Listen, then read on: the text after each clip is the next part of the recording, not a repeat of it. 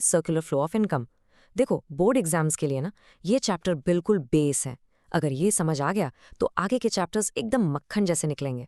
तो इस पूरे एक्सप्लेनर में हम हर एक कॉन्सेप्ट को स्टेप बाय स्टेप इतना क्लियर कर लेंगे कि एग्जाम हॉल में आप बिल्कुल कॉन्फिडेंस से आंसर्स लिख पाओगे। और हाँ, एक इम्पॉर्टेंट बात, इस चैप्टर के सारे नोट्स और इम्पॉर्टेंट क्वेश्चंस के लिए हमारा टेलीग्राम चैनल ज्वाइन करना मत भूलना। लिंक आपको पिन कमेंट में मिल जाएगा। ओके, सो ये है हमारा आज का पूरा रोड मैप। हम सबसे पहले बेसिक से स्टार्ट करेंगे कि सर्कुलर फ्लो आखिर है क्या। फिर इनकम के 3 फेजेस समझेंगे। उसके बाद 2 सेक्टर मॉडल को डिकोड करेंगे। फिर स्टॉक ऑफ फ्लो का जो सबसे बड़ा कंफ्यूजन है उसको हमेशा के लिए दूर करेंगे। लीकेजेस और इंजेक्शंस क्या होते हैं ये देखेंगे। और आखिर में बोर्ड एग्जाम के कुछ हॉट फेवरेट सवाल भी सॉल्व करेंगे। रेडी हो? चलो शुरू करते हैं। चलिए, तो आते हैं अपने पहले सेक्शन पर। सबसे पहले ये समझते हैं कि आखिर ये सर्कुलर फ्लो का फंडा है क्या। तो देखो, बिल्कुल आसान भाषा में सर्कुलर फ्लो का मतलब है पैसे का चक्कर। ये एक ऐसी साइकिल है जो कभी रुकती नहीं है। इसका बस एक ही गोल्डन रूल है जो हमेशा याद रखना। एक आदमी का खर्चा हमेशा दूसरे आदमी की इनकम बनता है। बस यही एक आइडिया पूरी इकोनॉमी को गोल गोल घुमाता रहता है। अब इस गेम में ना 2 मेन प्लेयर्स हैं। एक तरफ है हाउसहोल्ड्स यानी हम और आप, आम लोग, और दूसरी तरफ है फर्म्स यानी कंपनीज। हम लोग यानी हाउसहोल्ड्स फर्म्स को काम करने के लिए ज़रूरी चीज़ें देते हैं, जिसे हम कहते हैं फैक्टर सर्विसेज, जैसे अपनी ज़मीन, अपनी मेहनत यानी लेबर, पैसा यानी कैपिटल और बिजनेस का आइडिया। बदले में फर्म्स हमें क्या देती हैं? वो देती हैं फैक्टर इनकम, यानी ज़मीन का रेंट, मेहनत की सैलरी, पैसे पर इंटरेस्ट और आइडिया पर प्रॉफिट। बस यही लेना देना पूरे फ्लो की फाउंडेशन है। ठीक है, अब जब हमें प्लेयर्स का पता चल गया तो चलो देखते हैं कि ये इनकम का फ्लो, ये गेम आखिर चलता कैसे। बेसिकली ये पूरी कहानी 3 स्टेप्स में होती है। देखो, स्टोरी बहुत ही सिंपल है। सबसे पहले फेज 1 यानी जनरेशन फेज। यहाँ पर फर्म्स गुड्स और सर्विसेज बनाती हैं यानी प्रोडक्शन करती हैं। फिर आता है फेज 2 यानी डिस्ट्रीब्यूशन फेज। उस प्रोडक्शन में जिन लोगों ने हेल्प की यानी हाउसहोल्ड्स, फर्म्स उनको इनकम बांटती है, सैलरी, रेंट, इंटरेस्ट, प्रॉफिट के फॉर्म में। और फिर आता है फेज 3 डिस्पोजिशन फेज। हाउसहोल्ड्स को जो इनकम मिली वो वही पैसा फर्म्स के बनाए हुए गुड्स और सर्विसेज पर खर्च कर देते हैं और बस साइकिल कंप्लीट होके वापस शुरू हो जाती है। तो इसका गोल्डन रूल क्या हुआ? हमेशा याद रखो, प्रोडक्शन से इनकम जनरेट होती है और उसी इनकम से एक्सपेंडिचर होता है। ये तीनों हमेशा बराबर होते हैं और एक दूसरे के साथ साथ चलते हैं। इतना सिंपल है। चलो, अब इस पूरे फ्लो को आसानी से विजुअलाइज करने के लिए हम एक सिंपल सा मॉडल समझेंगे। इसे कहते हैं the 2 sector economy model. Okay, अब ये बहुत इंपॉर्टेंट है। इस मॉडल को समझने के लिए हम कुछ चीज़ें अज्यूम कर लेते हैं, मान लेते हैं। पहला, इकोनॉमी में सिर्फ 2 ही सेक्टर हैं, हाउसहोल्ड्स और फर्म्स। दूसरा, कोई गवर्नमेंट नहीं है तो कोई टैक्स नहीं। तीसरा, कोई विदेशी व्यापार या फॉरेन ट्रेड नहीं है। और चौथा, सबसे ज़रूरी, लोग कुछ भी सेव नहीं कर रहे हैं, जितना भी कमा रहे हैं सब का सब खर्च कर रहे हैं। याद रखो, एग्जाम में ये असम्पशंस लिखना कंपलसरी है। अब इस मॉडल में आपको 2 लूप्स दिख रहे होंगे। जो बाहर वाला लूप है ना, उसे कहते हैं रियल फ्लो। इसको फिजिकल फ्लो भी बोलते हैं। यहाँ पैसे की कोई बात नहीं होती। ये एक बार्टर सिस्टम जैसा है। हाउसहोल्ड्स ने फर्म्स को अपनी सर्विसेज दी और बदले में फर्म्स ने उन्हें गुड्स दे दिए। सिंपल, सर्विसेज के बदले गुड्स। और जो अंदर वाला लूप है वो है मनी फ्लो। इसको हम नॉमिनल फ्लो भी कहते हैं। यहाँ पर असली हीरो है पैसा। फर्म्स ने हाउसहोल्ड्स को उनकी सर्विसेज के लिए इनकम दी और हाउसहोल्ड्स ने उसी पैसे को यूज करके फर्म्स से सामान खरीदा। तो इनकम के बदले खर्चा। चलो, अब आते हैं हमारे अगले सेक्शन पर, जो बोर्ड एग्जाम्स का one of the most favourite topics है, स्टॉक और फ्लो के बीच का डिफरेंस। स्टूडेंट्स इसमें हमेशा कंफ्यूज होते हैं, बट ट्रस्ट मी, आज के बाद आप नहीं होगे। तो सबसे पहले स्टॉक क्या है? देखो, स्टॉक का मतलब है एक फोटो या स्नैपशॉट, कोई भी ऐसी चीज जिसे हम एक पर्टिकुलर पॉइंट इन टाइम पर नापते हैं। फॉर एग्जाम्पल, मैं आपसे पूछूं, आज शाम 5 बजे आपके बैंक अकाउंट में कितने पैसे हैं? वो जो एग्जैक्ट अमाउंट है ना, वो एक स्टॉक है। और दूसरी तरफ है फ्लो। फ्लो का मतलब है एक वीडियो या एक कहानी, कोई भी ऐसी चीज जिसे हम एक पूरे टाइम पीरियड में नापते हैं। जैसे कि आपको पिछले महीने कितनी पॉकेट मनी मिली या इंडिया की इस साल की नेशनल इनकम कितनी है। यहाँ एक पूरा टाइम पीरियड आ गया, तो ये एक फ्लो है। आप इस स्लाइड को बहुत ध्यान से देखो, इसका स्क्रीनशॉट ले लो। ये कंपैरिजन 3 मार्क्स का जरूर आता है। स्टॉक है पॉइंट इन टाइम यानी एक फोटो, फ्लो है पीरियड ऑफ टाइम यानी एक वीडियो। स्टॉक एक स्टैटिक यानी रुका हुआ कॉन्सेप्ट है, जबकि फ्लो एक डायनामिक यानी चलता हुआ कॉन्सेप्ट है। स्टॉक का कोई टाइम डायमेंशन नहीं होता, पर फ्लो का होता है, जैसे पर आवर, पर मंथ या पर ईयर। और अगर सब कुछ भूल जाओ तो बस ये एक एग्जाम्पल हमेशा याद रखना। एक पानी की टैंकी में जो पानी अभी भरा हुआ है वो है स्टॉक, और उस टैंकी के टैप से यानी नल से जो पानी लगातार बह रहा है वो है फ्लो। इससे सिंपल एग्जाम्पल हो ही नहीं सकता। ओके, अभी तक जो हमने मॉडल देखा वो एक परफेक्ट सिंपल इकोनॉमी थी, लेकिन असली दुनिया में इस सिंपल फ्लो से पैसा या तो बाहर निकल जाता है या बाहर से अंदर आ जाता है।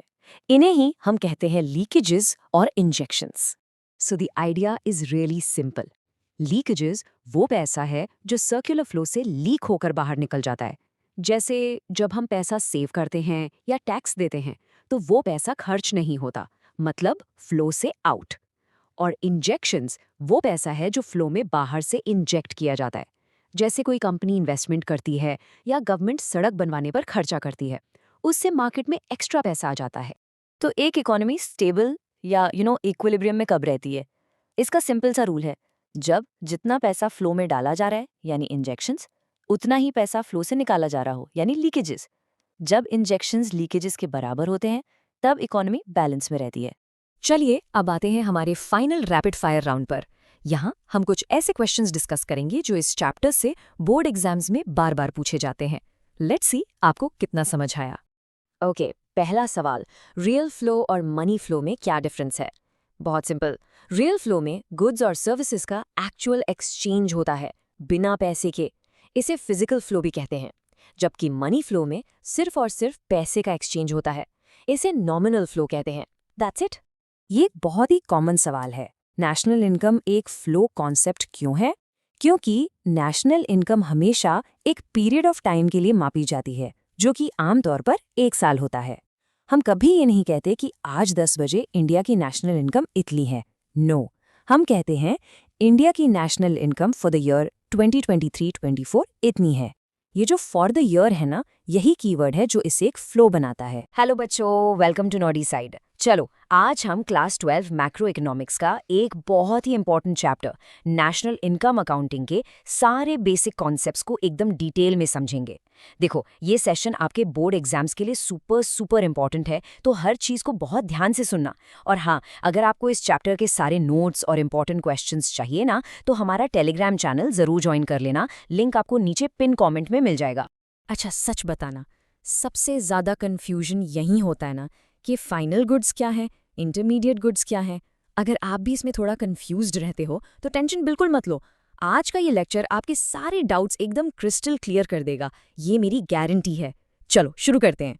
ओके, तो देखो, नेशनल इनकम कैलकुलेट करना एक बड़ी बिल्डिंग बनाने जैसा है, और बिल्डिंग बनाने से पहले उसकी नींव यानी फाउंडेशन स्ट्रांग होनी चाहिए। तो सबसे पहले हम कुछ बेसिक बिल्डिंग ब्लॉक्स को समझेंगे। ये वो टर्म्स हैं जिनके बिना आगे के सारे फॉर्मूलाज अधूरे हैं। तो चलिए एक एक करके इन सब को क्लियर करते हैं। तो हमारा पहला कॉन्सेप्ट है डोमेस्टिक टेरिटरी। आसान भाषा में ये हमारी कंट्री की इकोनॉमिक टेरिटरी है। अब यहाँ एक कैच है, ध्यान से सुनना। ये सिर्फ इंडिया का पॉलिटिकल मैप नहीं है जैसा हम देखते हैं।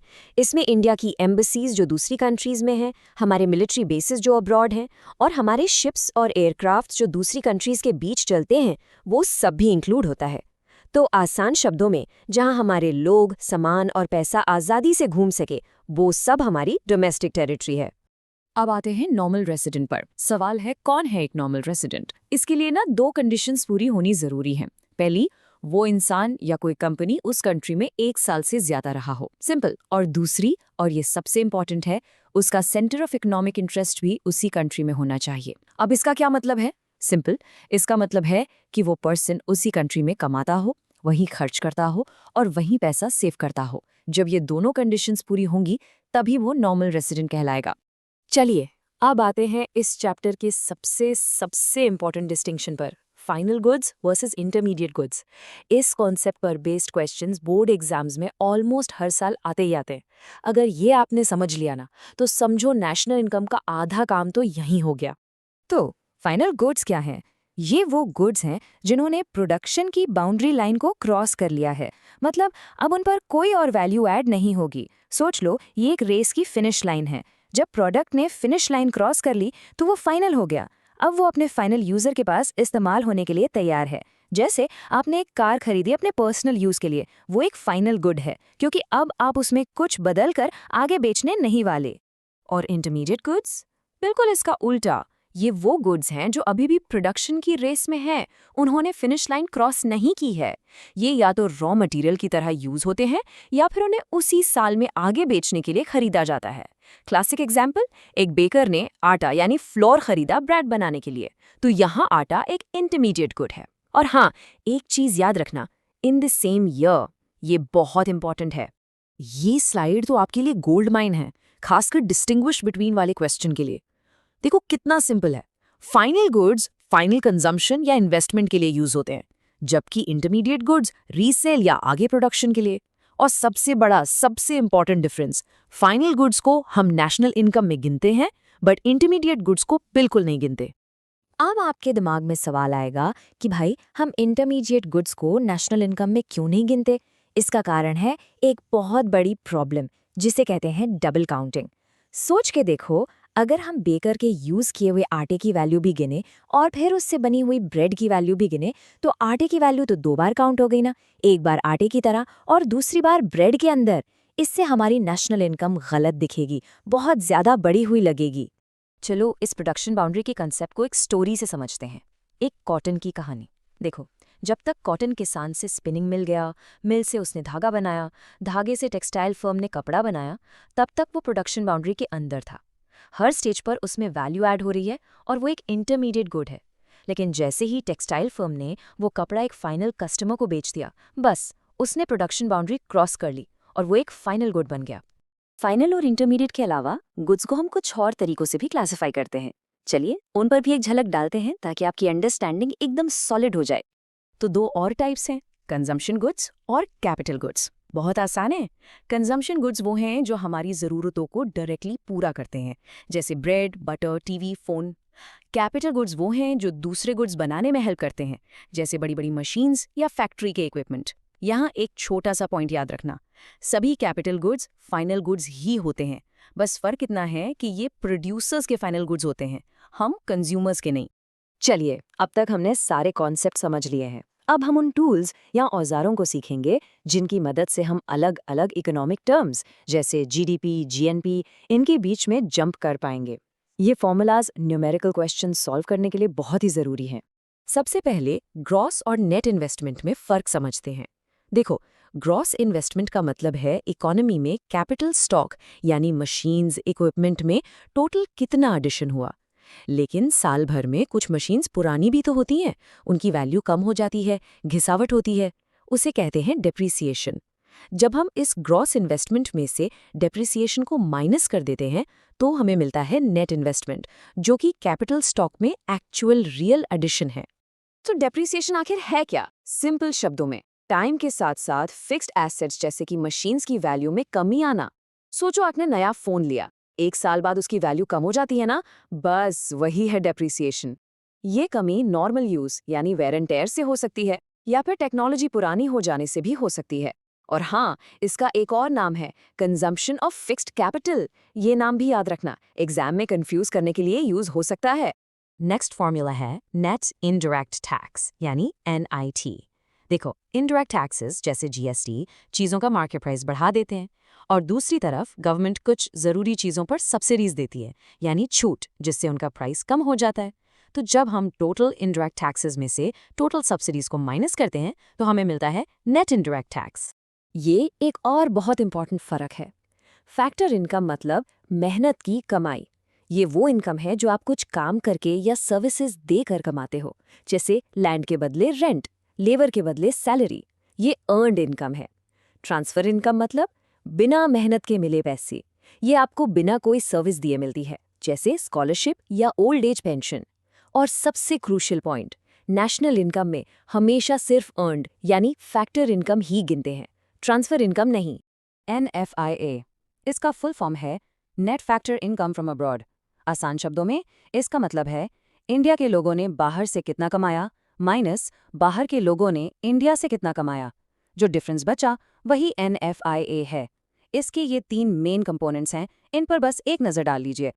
तो अब तक हमने सारे बिल्डिंग ब्लॉक्स, सारे टूल्स, सारे इंग्रेडिएंट्स इकट्ठे कर लिए हैं। अब आएगा आहा मोमेंट। अब हम इन सब कॉन्सेप्ट्स को आपस में जोड़ेंगे और देखेंगे कि नेशनल इनकम के अलग-अलग मेजर्स जैसे GDP, NDP, GNP आपस में कैसे जुड़े हुए हैं। रेडी? ओके, कन्वर्जन का रूल नंबर 1 बहुत सिंपल है। जब भी आपको किसी भी ग्रोस वैल्यू से नेट वैल्यू पर जाना है तो आपको बस डिप्रीसिएशन को सब्ट्रैक्ट करना है। सिंपल। ग्रोस हमेशा बड़ी वैल्यू होती है, उसमें से साल भर की घिसावट निकाल दो तो आपको नेट मिल जाता है। जैसे GDP minus depreciation is equal to NDP। Rule number 2, market price MP, मतलब दुकान वाला प्राइस जिसमें टैक्स पहले से जुड़ा होता है। फैक्टर कॉस्ट FC, मतलब फैक्ट्री वाला प्राइस यानी उसकी असली लागत। तो अगर आपको दुकान वाले प्राइस से फैक्ट्री वाले प्राइस पर जाना है तो आप उसमें से नेट इनडायरेक्ट टैक्सेस NITs को हटा देंगे, यानी सब्ट्रैक्ट कर देंगे। और ये है हमारा फाइनल की कन्वर्जन। Rule number 3।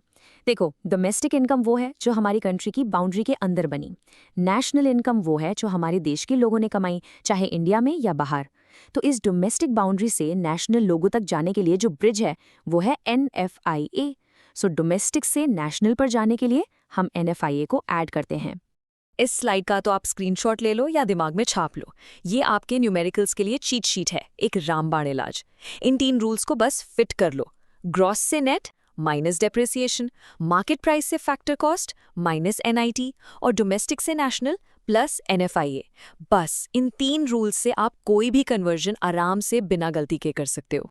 तो अब जब आप सारे बिल्डिंग ब्लॉक्स को समझ गए हो, एक बार सोचना, जब आप अगली बार किसी दुकान से एक छोटा सा पैकेट भी खरीदोगे तो क्या आप इमेजिन कर पाओगे कि आपका वो छोटा सा ट्रांजैक्शन पूरे देश के इनकम से कैसे जुड़ता है? सोचिएगा ज़रूर।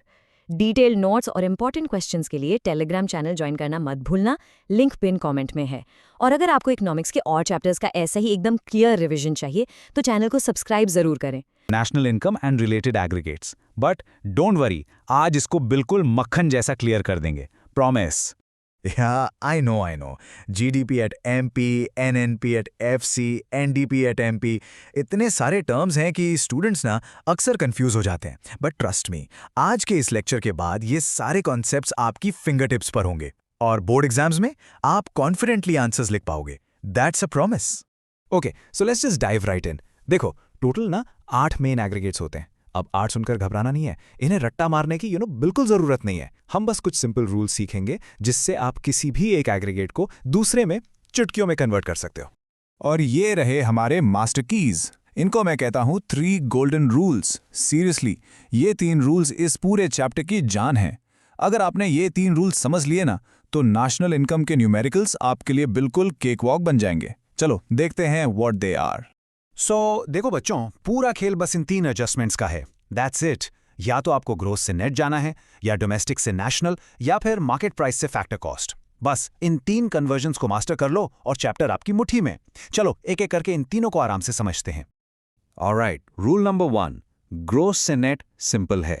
जब भी आपको ग्रोस से नेट वैल्यू निकालनी है, मतलब ग्रॉस से नेट वैल्यू निकालनी है, आप हमेशा and I mean always depreciation को सब्ट्रैक्ट करोगे। अब डेप्रीसिएशन है क्या? सिंपल भाषा में, टाइम के साथ मशीन्स या बिल्डिंग्स की वैल्यू में जो नॉर्मल वेयर एंड टेयर घिसावट आती है।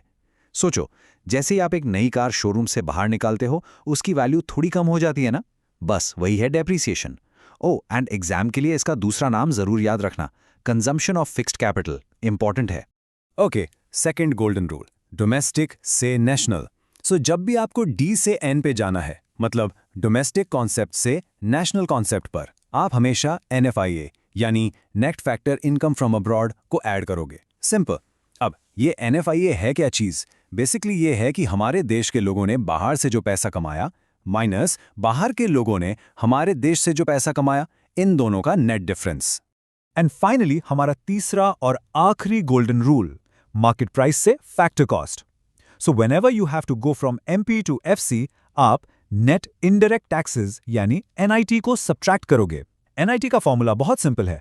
गवर्नमेंट जो आपसे इनडायरेक्ट टैक्सेस लेती है, सोचो GST, उसमें से गवर्नमेंट जो आपको मदद यानी सब्सिडीज देती है उसको माइनस कर दो। जैसे एलपीजी सिलेंडर्स पर सब्सिडी मिलती है ताकि वो हमें सस्ते मिले। एग्जैक्टली तो एनआईटी हुआ indirect taxes minus subsidies. Simple as that. Alright, अब जब हमने अपने तीनों गोल्डन रूल्स समझ लिए हैं तो अब टाइम है इनको एक्शन में देखने का। Let's put them to the test. हम सबसे कॉमन एग्रीगेट यानी जीडीपी एट एमपी से स्टार्ट करेंगे और स्टेप बाय स्टेप देखेंगे कि हम नेशनल इनकम तक आखिर पहुंचते कैसे हैं। Ready? Let's go. Okay, this slide is perfect because इसमें हमारे तीनों रूल्स एक साथ अप्लाई हो रहे हैं। ध्यान से देखो, हमारे पास क्या है? GDP at MP. Okay, step 1 gross को नेट बनाना है। तो जी से एन पर जाने के लिए हमने क्या किया? डेप्रिसिएशन माइनस किया। गुड, अब क्या बन गया? NDP at MP. Perfect. Next, domestic को नेशनल बनाना है। तो डी से एन पर जाने के लिए हम क्या करेंगे? एनएफआईए प्लस करेंगे। राइट, बन गया एनएनपी एट एमपी। और आखिर में मार्केट प्राइस को फैक्टर कॉस्ट बनाना है। तो एमपी से एफसी पर जाने के लिए एनआईटी माइनस किया और विद देयर हमें मिल गया हमारा आंसर एनएनपी एट एफसी, जिसको हम नेशनल इनकम भी कहते हैं। देखा कितना सिंपल और लॉजिकल है। Okay, now let's talk about a really important concept. ऐसा कॉन्सेप्ट जिसमें से बोर्ड एग्जाम्स में क्वेश्चन ऑलमोस्ट जरूर आता है, and that's the difference between domestic income and national income. इसका कोर डिफरेंस समझना इट्स एब्सोल्युटली क्रूशियल। यहां पे ना आपको बस 2 कीवर्ड्स पर फोकस करना है, बस 2। जब हम डोमेस्टिक इनकम की बात करते हैं तो हमारा कीवर्ड है डोमेस्टिक टेरिटरी, यानी देश की ज्योग्राफिकल बाउंड्री। इस बाउंड्री के अंदर चाहे एक इंडियन कंपनी कमाए या कोई फॉरेन कंपनी, वो सब डोमेस्टिक इनकम का पार्ट है। सिंपल। लेकिन जब हम नेशनल इनकम की बात करते हैं तो हमारा कीवर्ड चेंज हो जाता है नॉर्मल रेजिडेंट्स पर। हमारे देश का निवासी रेजिडेंट, चाहे वो इंडिया में कमाए या लंदन में, उसकी इनकम हमारी नेशनल इनकम का हिस्सा है। तो बस इतना याद रखो, domestic means territory and national means residents. In this example it brilliantly illustrates the point. मान लो स्टेट बैंक ऑफ इंडिया की एक ब्रांच लंदन में है। अब सोचो, क्योंकि एसबीआई एक इंडियन रेजिडेंट एंटिटी है, उस ब्रांच का प्रॉफिट ऑफ कोर्स इंडिया की नेशनल इनकम में ऐड होगा। लेकिन क्योंकि वो प्रॉफिट इंडिया की डोमेस्टिक टेरिटरी के बाहर कमाया गया है, इसलिए वो इंडिया की डोमेस्टिक इनकम का पार्ट नहीं होगा। देखा, ये परफेक्ट एग्जाम्पल है एनएफआईए के रोल को समझने के लिए। Okay, pay attention here. ये 1 मार्क क्वेश्चन बोर्ड एग्जाम्स का फेवरेट है, सो इसको स्टार मार्क कर लो। The question is, when can domestic income be greater than national income? सोचने वाली बात है, right? The simple answer, when NFIA is negative. अब आप पूछोगे ऐसा कब होता है? ये तब होता है जब फॉरेन कंपनीज ने हमारी टेरिटरी से ज्यादा पैसा कमाया हो एज कंपेयर टू जो हमारे रेजिडेंट्स ने फॉरेन टेरिटरी से कमाया है। थियोरी तो ठीक है, बट असली test, the real test is in solving numericals, right? चलो, अब हम अपने 3 गोल्डन रूल्स को यूज करके एक प्रॉपर बोर्ड लेवल का न्यूमेरिकल क्वेश्चन सॉल्व करते हैं, and we'll do it together step by step. Okay, so here's our question. Let's look at the data. हमें जीडीपी एट एमपी दिया हुआ है 5000, डिप्रिसिएशन है 200, एनएफआईए है -50। इस पर खास ध्यान देना, it's a negative value. Indirect tax is 300 और सब्सिडीज 50। और हमें निकालना क्या है? नेशनल इनकम यानी NNP at FC. Let's do this. Here's a pro tip for you. हमेशा NIT को पहले अलग से कैलकुलेट कर लो। It's a good habit. इससे ना मेरे कैलकुलेशन में गलती होने के चांसेस बहुत कम हो जाते हैं। So what's the formula? NIT is indirect taxes minus subsidies. यहाँ पर that's 300 minus 50, which gives us 250. Simple. Great. अब सब कुछ अपने मेन फॉर्मूला में डाल देंगे। हमें जाना है GDP at MP से NNP at FC तक, right? So let's apply the rules. Gross से net के लिए माइनस डिप्रिसिएशन, डोमेस्टिक से नेशनल के लिए प्लस एनएफआईए, और मार्केट प्राइस से फैक्टर कॉस्ट के लिए माइनस एनआईटी। अब बस वैल्यूज पुट करते हैं। 5000 minus 200 plus, and remember it was -50, so it becomes -50, and finally -250. And there we have it. Let's do the math. 5000 minus 200 is 4800. 4800 minus 50 is 4750. और 4750 minus 250 gives us 4500. So हमारी national income है 4500. See, it's not that hard. Congratulations, आपने एक board level numerical successfully solve कर लिया है। चलो, before we wrap up, let's do a quick recap of everything we've learned today, ताकि सारे important points आपके दिमाग में बिल्कुल set हो जाएं। Ready? तो ये 5 चीजें are your key takeaways. सबसे पहले the 3 golden rules. Gross to net you subtract depreciation, domestic to national you add NFI, and market price to factor cost, you subtract NIT. Then the 2 technical names you must remember. National income is NNP at FC and domestic income is NDP at FC. अगर आपको ये 5 बातें याद हैं, trust me, आपने ये chapter master कर लिया है। और आखिर में just one final question for you to think about. हमने GDP, NNP सब कैलकुलेट करना सीख लिया, but what do these numbers really tell us? क्या एक देश का ग्रॉस डोमेस्टिक प्रोडक्ट उस देश के लोगों की असली खुशी या वेलबींग को मेजर कर सकता है? Just think about it. ये आपके सिलेबस से थोड़ा आगे की बात है, but it's really important one. Welcome to naughty side. आज हम क्लास 12 मैक्रो इकोनॉमिक्स का एक बहुत ही important chapter measurement of national income detail में समझने वाले हैं। ये चैप्टर आपके बोर्ड एग्जाम्स के लिए बहुत क्रूशियल है, तो चलो सीधा शुरू करते हैं। और हाँ, अगर आपको इसके नोट्स या इंपॉर्टेंट क्वेश्चंस चाहिए तो हमारे टेलीग्राम चैनल का लिंक पिन कमेंट में मिल जाएगा। तो ये है आज का हमारा रोड मैप।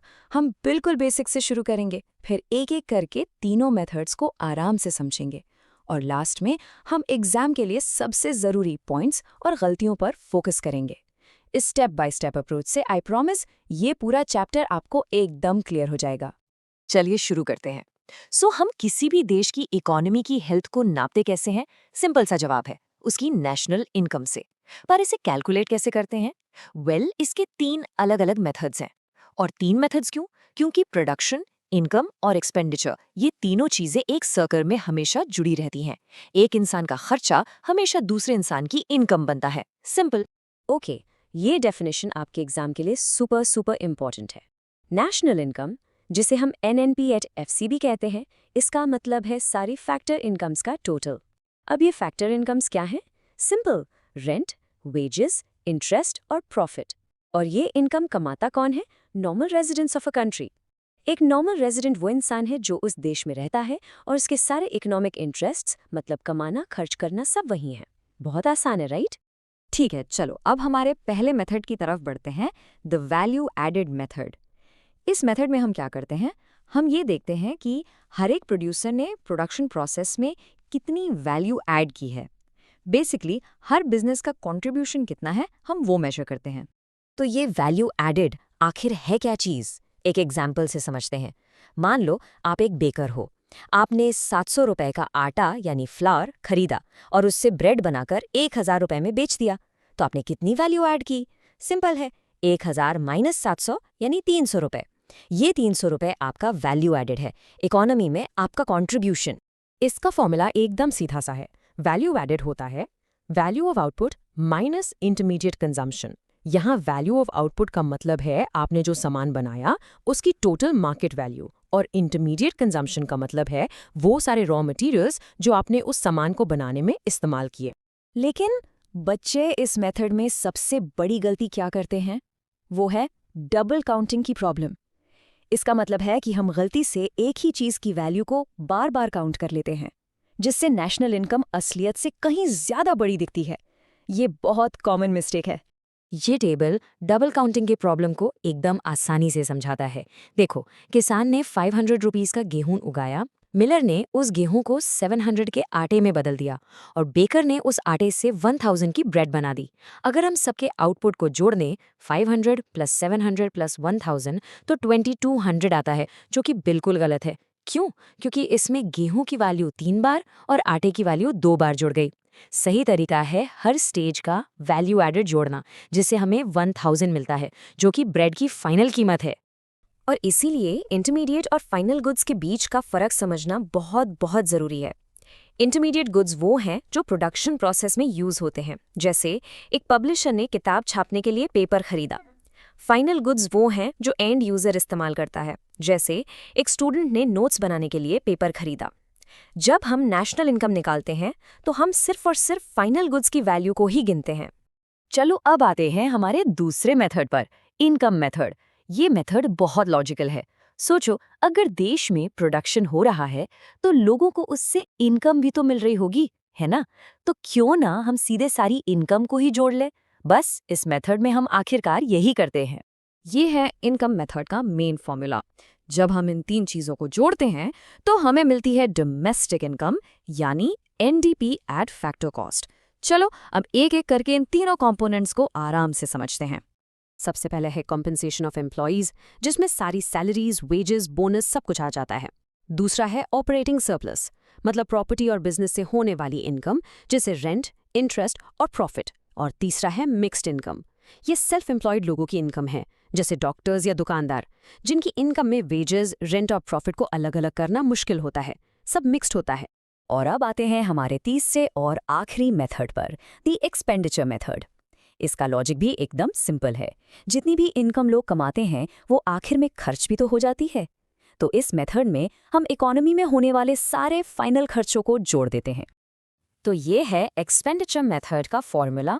जब हम इन चारों तरह के खर्चों को जोड़ते हैं तो हमें मिलता है GDP एट मार्केट प्राइस। चलो अब जल्दी से देखते हैं कि ये चार खर्चे आखिर हैं क्या।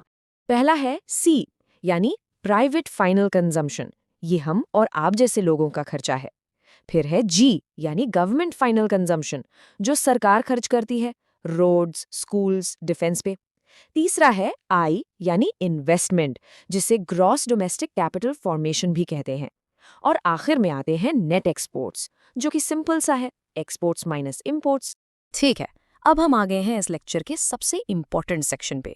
ये वो चीज़ें हैं जिनका आपको न्यूमेरिकल सॉल्व करते टाइम और थ्योरी आंसर्स लिखते टाइम खास ध्यान रखना है। यहाँ से आपके बोर्ड एग्जाम्स में डायरेक्ट क्वेश्चंस बन सकते हैं। याद रखिएगा, कुछ चीज़ें नेशनल इनकम में हमेशा जोड़ी जाती हैं।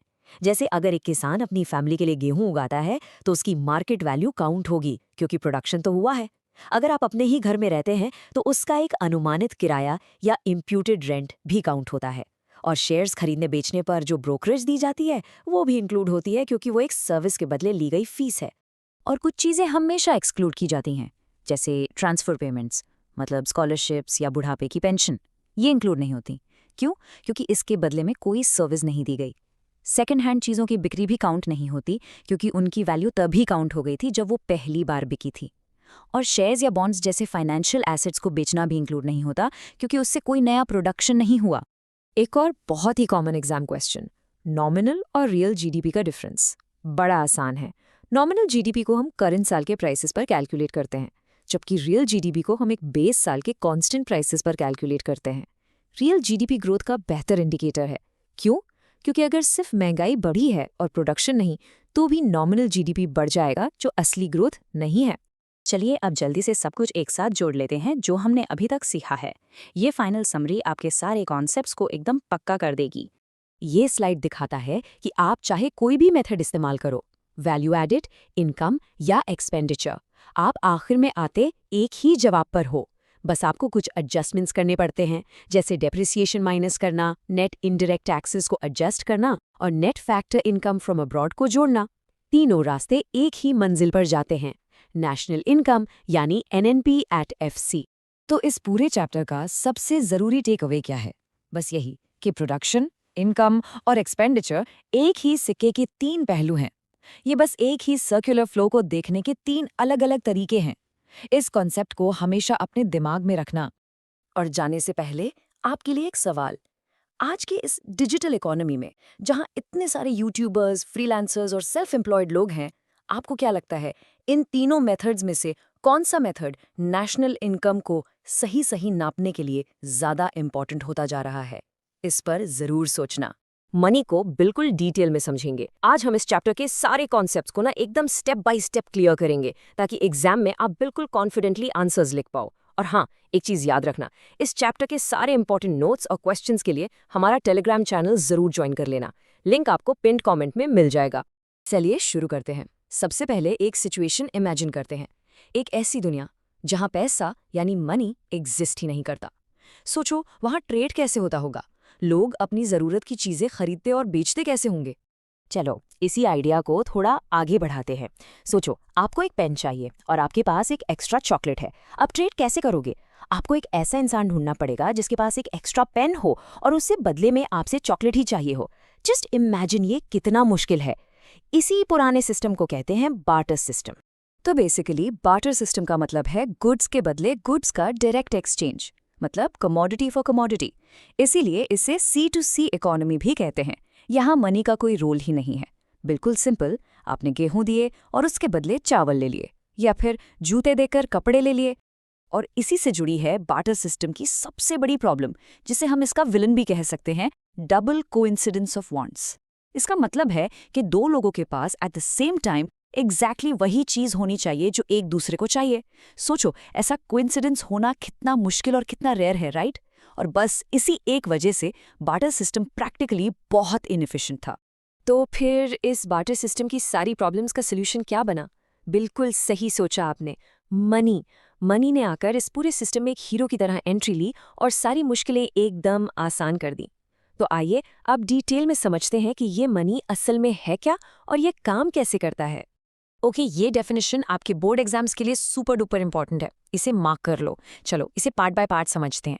देखो, मनी कोई भी एनीथिंग हो सकता है, बस एक शर्त है कि वो जनरली एक्सेप्टेड हो। इसका सिंपल सा मतलब है कि सब लोग उसे लेने देने के लिए आसानी से एक्सेप्ट करें। और इसके 4 मेन काम हैं: medium of exchange, measure of value, store of value और स्टैंडर्ड फॉर डिफर्ड पेमेंट।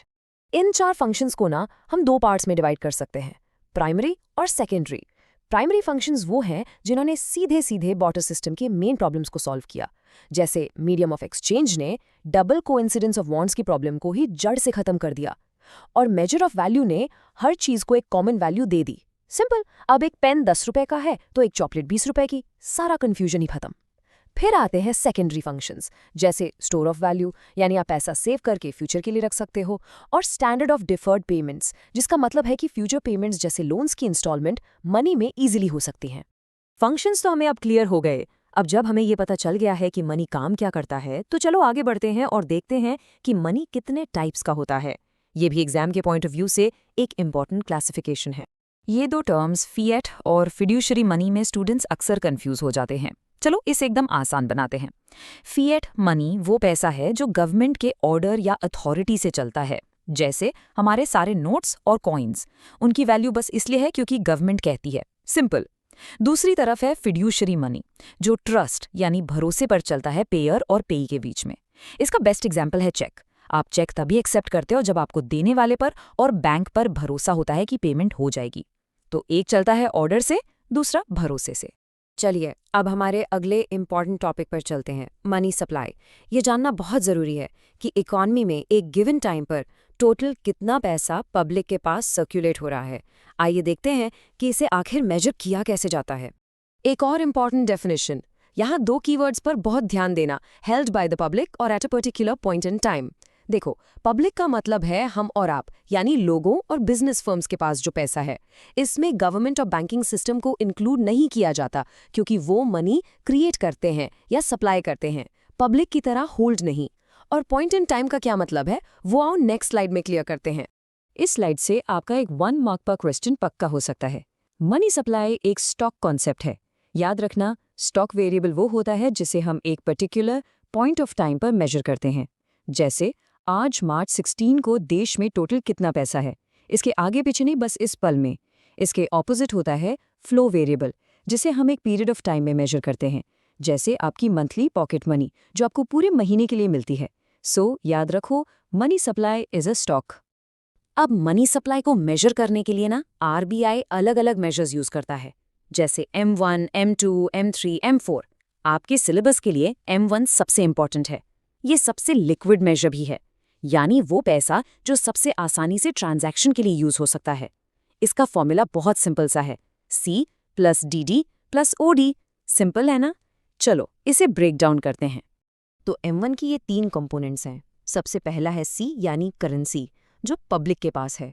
इसमें वो सारे नोट्स और कॉइन्स आते हैं जो हमारी जेब में या घर पर हैं।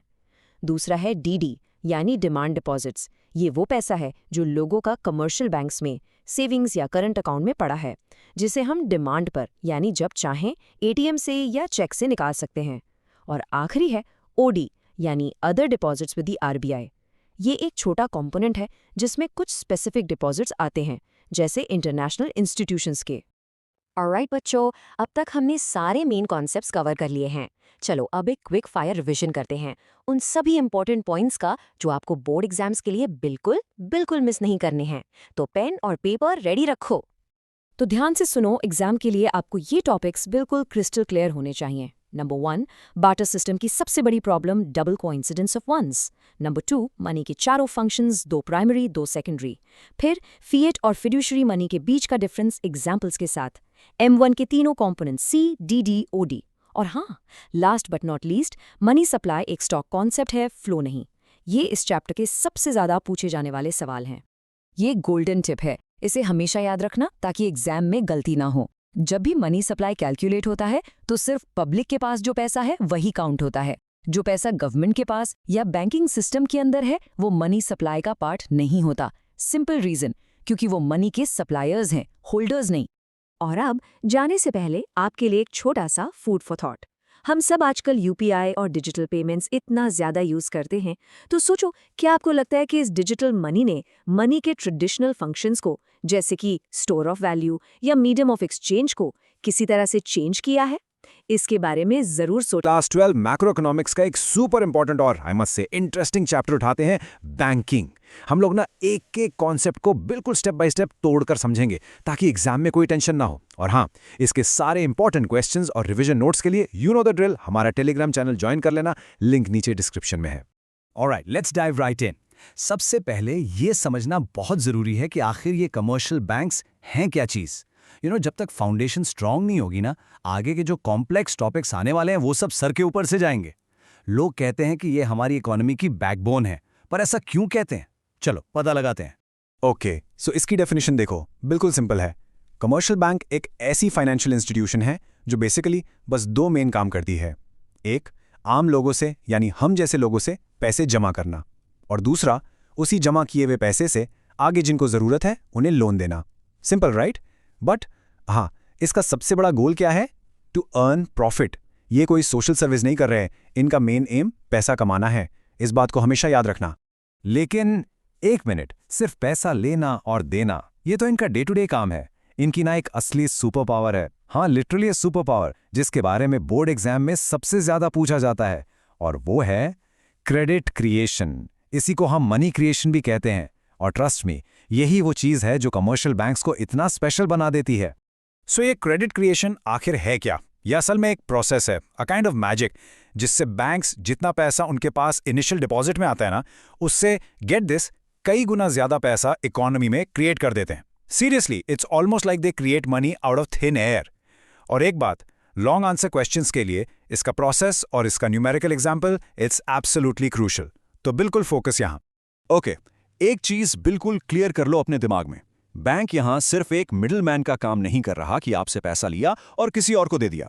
नो, वो उस इनिशियल डिपॉजिट को लिटरली मल्टीप्लाई कर रहा है, उससे कई गुना ज्यादा बना रहा है।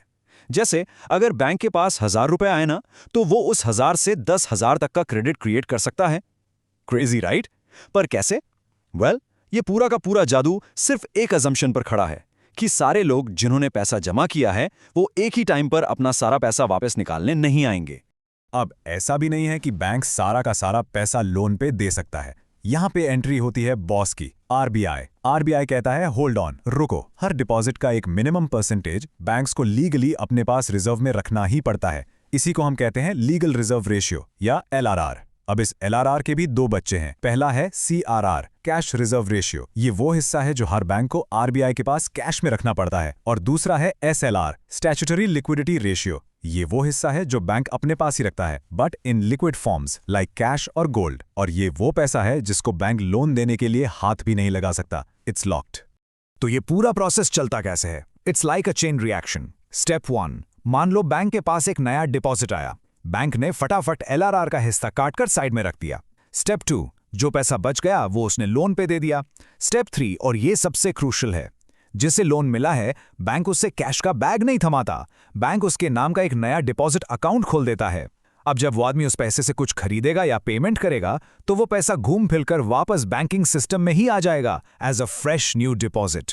And then step 4, the cycle repeats. और यही प्रोसेस चलता जाता है। ओके, अब इसको एक एग्जाम्पल से समझते हैं। और ये टेबल बच्चों एग्जाम के लिए बहुत बहुत इंपॉर्टेंट है। मान लो इनिशियल डिपॉजिट आया 1000 रुपए का, और हम अज्यूम कर लेते हैं कि एलआरआर है 10%। Easy maths. तो बैंक क्या करेगा? 1000 का 10% यानी 100 रुपए रिजर्व में रख देगा। बचे कितने? 900। इसका वो दे देगा लोन। अब वो 900 रुपए खर्च हुए और घूमकर बैंकिंग सिस्टम में वापस आ गए एज ए न्यू डिपॉजिट। अब राउंड 1 शुरू हुआ। बैंक इस 900 का 10% यानी 90 रुपीज रखेगा और बाकी 810 का लोन दे देगा। फिर ये 810 वापस आएंगे एंड सो ऑन। ये प्रोसेस चलता रहेगा जब तक टोटल रिजर्व 1000 ना हो जाए। और एंड में टोटल देखो, जस्ट वाओ, 1000 के इनिशियल डिपॉजिट से टोटल 10,000 के डिपॉजिट्स क्रिएट हो गए। This is the magic I was talking about. अब आप सोच रहे होंगे क्या एग्जाम में इतना लंबा टेबल बनाना पड़ेगा? वेल, नहीं। इसके लिए एक ऑसम शॉर्टकट है जिसे हम कहते हैं मनी मल्टीप्लायर। फॉर्मूला देखो, it's super simple, 1 divided by LRR।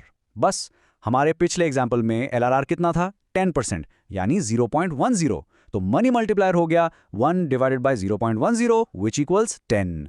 इसका मतलब सीधा सा है, जो भी इनिशियल डिपॉजिट आएगा वो 10 गुना या 10 टाइम्स मल्टीप्लाई हो जाएगा। सो हमारे 1000 रुपए बन गए 10,000 रुपए। सी, कितना आसान है। Okay, time for a quick quiz. ये 1 नंबर का क्वेश्चन है जो बोर्ड एग्जाम्स में बहुत बार आता है। सिंपल सा सवाल है, LRR और मनी मल्टीप्लायर के बीच में कैसा रिलेशन है? डायरेक्ट है या इनवर्स? क्या लगता है? सोचो जरा। You got it. They are inversely related. Logic इसको बिल्कुल कॉमन सेंस से समझो।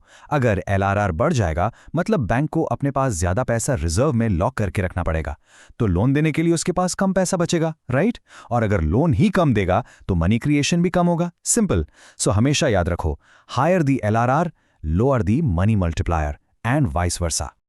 ऑलराइट, सो अब तक हमने बात की कमर्शियल बैंक्स की, बट इन सब बैंक्स का भी एक बिग बॉस है, the head of the family. और इंडिया में वो है the one and only Reserve Bank of India, यानी हमारा सेंट्रल बैंक। बेसिकली ये पूरे बैंकिंग सिस्टम का रेगुलेटर, सुपरवाइजर और गाइड है। सब इसके इशारों पर चलते हैं। तो सेंट्रल बैंक है क्या? ये देश की एपेक्स इंस्टीट्यूशन है। एपेक्स मतलब सबसे ऊपर, द टॉप डॉग। इसका मेन काम है पूरे बैंकिंग सिस्टम को कंट्रोल करना, डायरेक्ट करना और रेगुलेट करना। बट यहां एक बहुत बड़ा डिफरेंस है जिसे कभी मत भूलना। कमर्शियल बैंक का एम क्या था? प्रॉफिट। सेंट्रल बैंक का एम प्रॉफिट नहीं है। इसका एम है पब्लिक इंटरेस्ट, यानी देश की और इकोनॉमी की भलाई। तो हमारा RBI करता क्या है? चलो इसके मेन फंक्शंस को फटाफट देखते हैं। Number 1, bank of issue. Simple, देश में नोट छापने का सोल राइट सिर्फ और सिर्फ RBI के पास है। Number 2, banker to the government. ये सरकार का बैंक है, उसके सारे अकाउंट्स मैनेज करता है। Number 3, bankers bank and supervisor. जैसे हमारे लिए हमारा बैंक है, वैसे ही सारे बैंक्स के लिए उनका बैंक RBI है, उनका बाप। नंबर 4, कंट्रोलर ऑफ क्रेडिट, जो हमने अभी देखा, इकोनॉमी में मनी सप्लाई को कंट्रोल करना। और number 5, super important, lender of last resort. इसका मतलब जब कोई बैंक बर्बाद होने की कगार पर हो और उसे कहीं से कोई हेल्प ना मिले, तब आखिरी उम्मीद बनकर RBI आता है। So the big question is, RBI ये मनी सप्लाई को कंट्रोल करता कैसे है? आखिर उसके पास ऐसी क्या जादुई छड़ी है? वेल, उस जादुई छड़ी का नाम है मॉनेटरी पॉलिसी। ये बेसिकली RBI के हथियारों का सेट है, उसके टूल्स हैं जिनको यूज करके वो कमर्शियल बैंक्स की क्रेडिट क्रिएट करने की पावर को कम या ज्यादा कर सकता है। क्यों? ताकि इकोनॉमी में महंगाई या इन्फ्लेशन या मंदी या डिफ्लेशन को कंट्रोल में रखा जा सके। अब देखो, ये टूल्स 2 टाइप्स के होते हैं और इनका डिफरेंस एग्जाम का फेवरेट क्वेश्चन है। सो मार्क दिस। एक होते हैं क्वांटिटेटिव टूल्स और दूसरे qualitative.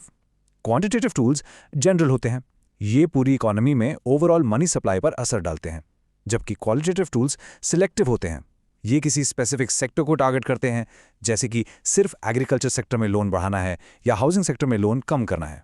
So one is general, the other is specific. चलो कुछ इंपॉर्टेंट क्वांटिटेटिव टूल्स पे नजर डालते हैं। सबसे फेमस है रेपो रेट। ये वो इंटरेस्ट रेट है जिस पर RBI कमर्शियल बैंक्स को शॉर्ट टर्म लोन देता है। अब सोचो, अगर RBI ने रेपो रेट बढ़ा दिया तो कमर्शियल बैंक्स के लिए लोन लेना महंगा हो गया, तो वो क्या करेंगे? वो आगे पब्लिक को यानी हमें कार लोन और होम लोन महंगा देंगे। रिजल्ट, लोग कम लोन लेंगे और इकोनॉमी में मनी सप्लाई कम हो जाएगी। सिंपल। दूसरा है OMO या ओपन मार्केट ऑपरेशंस। इसमें RBI मार्केट में गवर्नमेंट सिक्योरिटीज को खरीदता और बेचता है। और LRR तो आपका फेवरेट हो ही गया होगा अब तक। RBI बस LRR बढ़ा देगा और बैंक्स की क्रेडिट क्रिएशन की पावर अपने आप कम हो जाएगी। ओके एवरीवन, अब टाइम है एक रैपिड फायर रिवीजन का। हम उन टॉपिक्स को हिट करेंगे जिनके एग्जाम में आने के चांसेस सबसे ज्यादा हैं। So full attention please. ये क्वेश्चन लिख के ले लो, 3 नंबर के लिए आ सकता है। Why is the central bank called the lender of last resort? अभी थोड़ी देर पहले डिस्कस किया था, याद करने की कोशिश करो। बिल्कुल सिंपल आंसर है इसका और फुल मार्क्स मिलेंगे। जब कोई कमर्शियल बैंक एक बहुत बड़े फाइनेंशियल क्राइसिस में फंस जाता है और उसके सारे दरवाजे बंद हो जाते हैं, कोई दूसरा बैंक, मार्केट, कोई भी उसकी हेल्प करने को तैयार नहीं होता, तब आखिरी सहारा बनकर, आखिरी उम्मीद की किरण बनकर सेंट्रल बैंक आगे आता है। वो उसे इमरजेंसी फंड देकर फेल होने से बचा लेता है। That's why it's called the last resort, the final hope. Next up, एक और classic exam question, commercial bank और सेंट्रल बैंक के बीच में डिफरेंस क्या है? ये एक ऐसा क्वेश्चन है जो आपके पूरे चैप्टर की अंडरस्टैंडिंग को एक साथ टेस्ट कर लेता है। चलो इसको टेबल फॉर्म में जल्दी से देख लेते हैं। सबसे पहला डिफरेंस उनका ऑब्जेक्टिव। कमर्शियल बैंक का मकसद है प्रॉफिट, सेंट्रल बैंक का public welfare. Next, ownership. Commercial bank private भी हो सकता है, पब्लिक भी, बट सेंट्रल बैंक हमेशा गवर्नमेंट ओन्ड होता है। Then power. Commercial bank note नहीं छाप सकता, नो वे, जबकि सेंट्रल बैंक के पास ही इसकी सोल अथॉरिटी है। और आखिरी, आम जनता से रिलेशन। हम और आप कमर्शियल बैंक से डील करते हैं, बट सेंट्रल बैंक से हमारा डायरेक्ट कोई लेना देना नहीं है। एग्जाम के लिए इनमें से कोई भी 3 पॉइंट्स याद कर लोगे, काम हो जाएगा। तो अगर इस पूरे एक्सप्लेनर को 3 पॉइंट्स में समराइज करना हो तो वो क्या होंगे? Number 1, commercial banks money multiplier यानी 1/LRR का फॉर्मूला यूज करके क्रेडिट क्रिएट करते हैं, यानी पैसा मल्टीप्लाई करते हैं। नंबर 2, सेंट्रल बैंक यानी हमारा RBI इन सब का बॉस है, द एपेक्स बैंक, जो पूरे सिस्टम को कंट्रोल करता है। एंड नंबर 3, LRR और मनी मल्टीप्लायर का जो इन्वर्स रिलेशनशिप है ना, वही RBI का सबसे पावरफुल हथियार है इकोनॉमी में क्रेडिट को कंट्रोल करने का। और अब जाने से पहले एक थॉट प्रोवोकिंग क्वेश्चन आपके लिए। जरा सोचिए, अगर कमर्शियल बैंक पैसा क्रिएट कर सकता है और RBI उस क्रिएशन को कंट्रोल कर सकता है, तो आपके पॉकेट में जो 100 का नोट है, उसकी असली वैल्यू को रियली कौन कंट्रोल कर रहा है, कमर्शियल बैंक या RBI? Think about it. चलो, आई होप आपको ये चैप्टर बिल्कुल क्रिस्टल क्लियर हो गया होगा। रिमेंबर, डिटेल नोट्स और इंपॉर्टेंट क्वेश्चंस के लिए टेलीग्राम चैनल ज्वाइन करना मत भूलना। Aggregate demand and related concepts, boards के लिए ये चैप्टर मैं बता रहा हूँ सुपर इंपॉर्टेंट है। और हाँ, एक चीज और, अगर आपको इस चैप्टर के सारे डिटेल्ड नोट्स और इंपॉर्टेंट क्वेश्चंस चाहिए तो हमारा टेलीग्राम चैनल जरूर ज्वाइन करना, लिंक आपको डिस्क्रिप्शन में मिल जाएगा। पता है बहुत सारे स्टूडेंट्स को ना ये चैप्टर थोड़ा सा ट्रिकी लगता है। इतने सारे कॉन्सेप्ट्स हैं, ग्राफ्स हैं, फॉर्मूलाज, हो जाते हो ना कंफ्यूज। बट ट्रस्ट मी, बिल्कुल भी टेंशन नहीं लेनी है। आज हम इस चैप्टर को इतने सिंपल पार्ट्स में तोड़ देंगे कि सारे के सारे कॉन्सेप्ट्स आपके फिंगर टिप्स पर होंगे, पक्का। तो ये है हमारा आज का गेम प्लान। हम इन 6 स्टेप्स को एक एक करके फॉलो करेंगे। बिल्कुल बेसिक्स से शुरू करेंगे, फिर कंजम्पशन और इन्वेस्टमेंट को समझेंगे, ग्राफ्स को डिकोड करेंगे, सारे फॉर्मूलाज रिवाइज करेंगे और एंड में एकदम फटाफट फाइनल रिकैप। बस मेरे साथ बने रहो एंड आई प्रॉमिस यू, ये चैप्टर आपको मास्टर हो जाएगा। तो चलो शुरू करते हैं हमारे पहले सेक्शन से, AD और AS के बेसिक्स। देखो, ये इस पूरे चैप्टर के बिल्डिंग ब्लॉक्स हैं, इसलिए यहां पर पूरा फोकस चाहिए, ठीक है? तो सबसे पहले, ये एग्रीगेट डिमांड आखिर है क्या?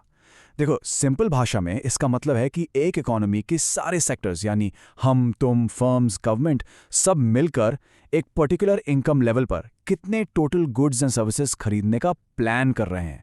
यहाँ 2 वर्ड्स पे ध्यान देना, टोटल वैल्यू यानी सबका मिला के, और प्लानिंग टू बाय। ये एक्चुअल खर्चा नहीं है, ये इंटेंडेड एक्सपेंडिचर है जो हम सोच रहे हैं खर्च करने का। अब आते हैं एग्रीगेट सप्लाई पर। यह है इकोनॉमी में प्रोड्यूस हो रहे सारे फाइनल गुड्स और सर्विसेज की टोटल वैल्यू। और सबसे क्रूशियल पॉइंट यह है कि एग्रीगेट सप्लाई हमेशा नेशनल इनकम के बराबर होती है, यानी AS is equal to Y। इसको दिमाग में लॉक कर लो। और नेशनल इनकम क्या होता है? पैसा जब हाथ में आता है, या तो आप उसे कंज्यूम करते हो या फिर सेव करते हो। इसीलिए AS is equal to Y is equal to C+S। ये आइडेंटिटी हमेशा याद रखना, आगे बहुत काम आएगी। चलो अब हमारे दूसरे सेक्शन पे चलते हैं। अब हम एग्रीगेट डिमांड के पहले और सबसे बड़े कंपोनेंट यानी कंजम्पशन को डीकोड करेंगे। आखिर लोग अपना पैसा खर्च करते कैसे हैं, चलो समझते हैं। ओके, एक सिचुएशन इमेजिन करो। मान लो आपकी इनकम बिल्कुल जीरो है, 1 रुपया भी नहीं कमा रहे। तो क्या आप खर्चा करना बंद कर दोगे? नहीं ना। जिंदा रहने के लिए, सर्वाइवल के लिए कुछ ना कुछ तो मिनिमम खर्चा करना ही पड़ेगा। रोटी, कपड़ा, मकान, राइट? इसी मिनिमम कंजम्पशन को, जो इनकम जीरो होने पर भी होता है, हम कहते हैं ऑटोनॉमस कंजम्पशन। और यह पैसा कहां से आता है? या तो पुरानी सेविंग से या फिर उधार लेकर। सिंपल। अब आ गया इस चैप्टर का सुपरस्टार कॉन्सेप्ट, MPC। भाई इसको तो स्टार मार्क कर लो, ट्रिपल स्टार इनफैक्ट। इस पर थ्योरी क्वेश्चन भी आएगा और न्यूमेरिकल तो आना ही आना है। Marginal propensity to consume. अब इस स्लाइड पे पूरा फोकस, क्योंकि यहाँ फॉर्मूला है एमपीसी, जिसको हम शॉर्ट में 20 से डिनोट करते हैं।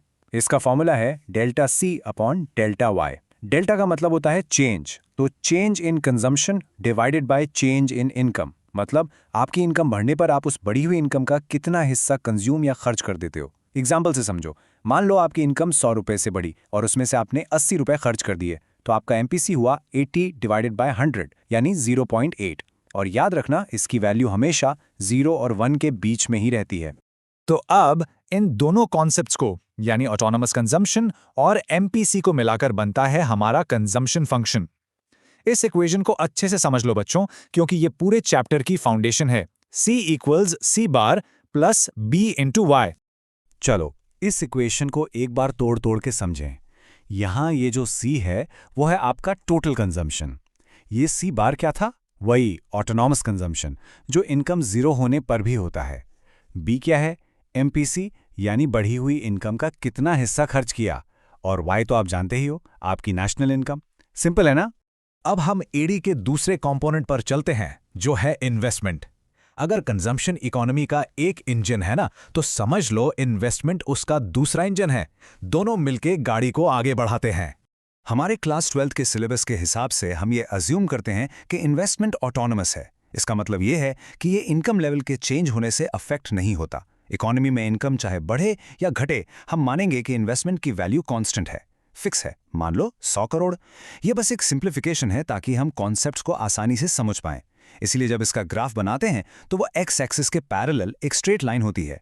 चलो बहुत हो गई थ्योरी, अब इन सारी चीजों को ग्राफ्स पर उतारते हैं। डायग्राम्स बनाना बहुत बहुत जरूरी है, खास करके लॉन्ग आंसर क्वेश्चंस में अगर फुल मार्क्स स्कोर करने हैं तो ग्राफ तो बनाना ही पड़ेगा।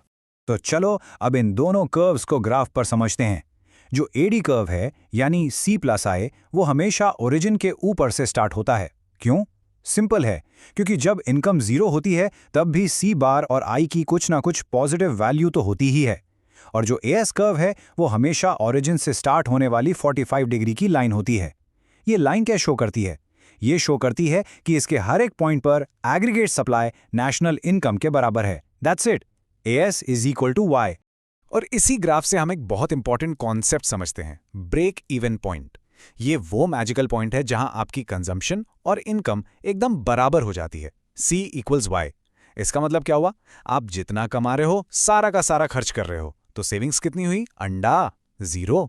ग्राफिकली ये वो पॉइंट है जहां आपका कंजम्पशन कर्व AS की 45 डिग्री लाइन को इंटरसेक्ट करता है, यानी काटता है। अब एक बहुत ही कॉमन एग्जाम क्वेश्चन आता है, कंजम्पशन कर्व से सेविंग कर्व डिराइव करो। बहुत आसान है, बस 3 स्टेप्स याद रखो। स्टेप 1, सेविंग कर्व को नेगेटिव Y एक्सिस से स्टार्ट करो, यानी -C बार से। क्यों? क्योंकि जब इनकम 0 होती है तो आप सेविंग्स में से खर्च करते हो, यानी डिस सेविंग। स्टेप 2, जहां पर C is equal to Y यानी ब्रेक इवन पॉइंट, वहां पर सेविंग कर्व X एक्सिस को कट करेगा, क्योंकि वहां S इज इक्वल टू 0 होता है। स्टेप 3, ब्रेक इवन के बाद जब इनकम कंजम्पशन से ज़्यादा हो जाती है तब सेविंग्स पॉजिटिव हो जाती हैं और कर्व ऊपर चला जाता है। It's that simple. अब चलो जल्दी से कुछ की फॉर्मूलाज और रिलेशनशिप्स देख लेते हैं। ये 1 मार्कर्स और MCQs के लिए समझ लो एक गोल्ड माइन है। फटाफट देखते हैं। ओके, सबसे जरूरी चीज है APC और MPC के बीच का डिफरेंस समझना। ध्यान से सुनो, APC का फॉर्मूला है C अपॉन Y यानी टोटल इनकम का कितना हिस्सा कंज्यूम हुआ। MPC का फॉर्मूला है delta C upon delta Y यानी बढ़ी हुई इनकम का कितना हिस्सा कंज्यूम हुआ। एक और बड़ा डिफरेंस, APC 1 से ज्यादा हो सकता है लेकिन MPC हमेशा 0 और 1 के बीच में ही रहता है। Got it? और ये है मैक्रो इकोनॉमिक्स के 2 गोल्डन रूल्स। इनको हमेशा हमेशा याद रखना। APC प्लस APS हमेशा 1 होता है और MPC प्लस MPS भी हमेशा 1 होता है। सिंपल सा लॉजिक है इसके पीछे। आप अपने इनकम को या तो कंज्यूम करते हो या सेव, तीसरा कोई ऑप्शन नहीं है। सिमिलरली बढ़ी हुई इनकम को भी या तो कंज्यूम करोगे या save. That's why the sum is always 1। Okay बच्चों, time for a final recap. ये आपके लिए लास्ट मिनट रिवीजन की एक चीट शीट है। चलो सब कुछ फटाफट रिवाइज करते हैं जो हमने अभी तक पढ़ा है।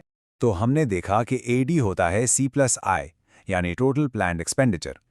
फिर हमने देखा कि एएस हमेशा वाई के बराबर होता है, जिसको हम 45 डिग्री लाइन से शो करते हैं। कंजम्पशन फंक्शन का फॉर्मूला क्या था? C = C bar plus BY। MPC जो कंजम्पशन कर्व का स्लोप होता है हमेशा 1 से कम होता है। ब्रेक इवन पॉइंट पर क्या होता है? C = Y और इसलिए सेविंग्स 0 होती हैं। और लास्ट में दो गोल्डन रूल्स, APC + APS = 1 और MPC + MPS = 1। इनको बिल्कुल मत भूलना। Welcome to nerdy side. आज हम क्लास 12 मैक्रो इकोनॉमिक्स का एक बहुत ही इंपॉर्टेंट और इनफैक्ट काफ़ी interesting chapter short run equilibrium output detail में समझेंगे। देखो, इस लेक्चर में ना हम सारे कॉन्सेप्ट्स को एकदम स्टेप बाय स्टेप क्लियर करेंगे ताकि एग्जाम में आप कॉन्फिडेंटली आंसर्स लिख पाओ। हम डिस्कस करेंगे कि इक्विलिब्रियम का आखिर मतलब क्या है, फिर इसको निकालने के दो मेन अप्रोचेस देखेंगे, यानी ED = AS और S = I अप्रोच। और हाँ, सबसे इंपॉर्टेंट टॉपिक इन्वेस्टमेंट मल्टीप्लायर, ये आखिर काम कैसे करता है, इसका पूरा मैकेनिज्म समझेंगे। और हाँ, अगर आपको इस चैप्टर के इंपॉर्टेंट क्वेश्चंस और रिवीजन नोट्स चाहिए तो टेलीग्राम चैनल जरूर ज्वाइन कर लेना, लिंक पिन कमेंट में मिल जाएगा। तो चलो शुरू करते हैं। अच्छा, एक बात सोचो, किसी भी चीज में, लाइफ में एक बैलेंस बहुत जरूरी होता है ना? बिल्कुल वैसे ही एक कंट्री की इकोनॉमी को भी स्मूथली चलने के लिए, आगे बढ़ने के लिए एक बैलेंस पॉइंट चाहिए होता है। और ये चैप्टर बच्चों पूरा का पूरा इसी बैलेंस पॉइंट के बारे में है, जिसे हम इकोनॉमिक्स की लैंग्वेज में कहते हैं इक्विलिब्रियम। तो चलो आज यही समझते हैं कि आखिर ये इकोनॉमी में बैलेंस बनता कैसे है।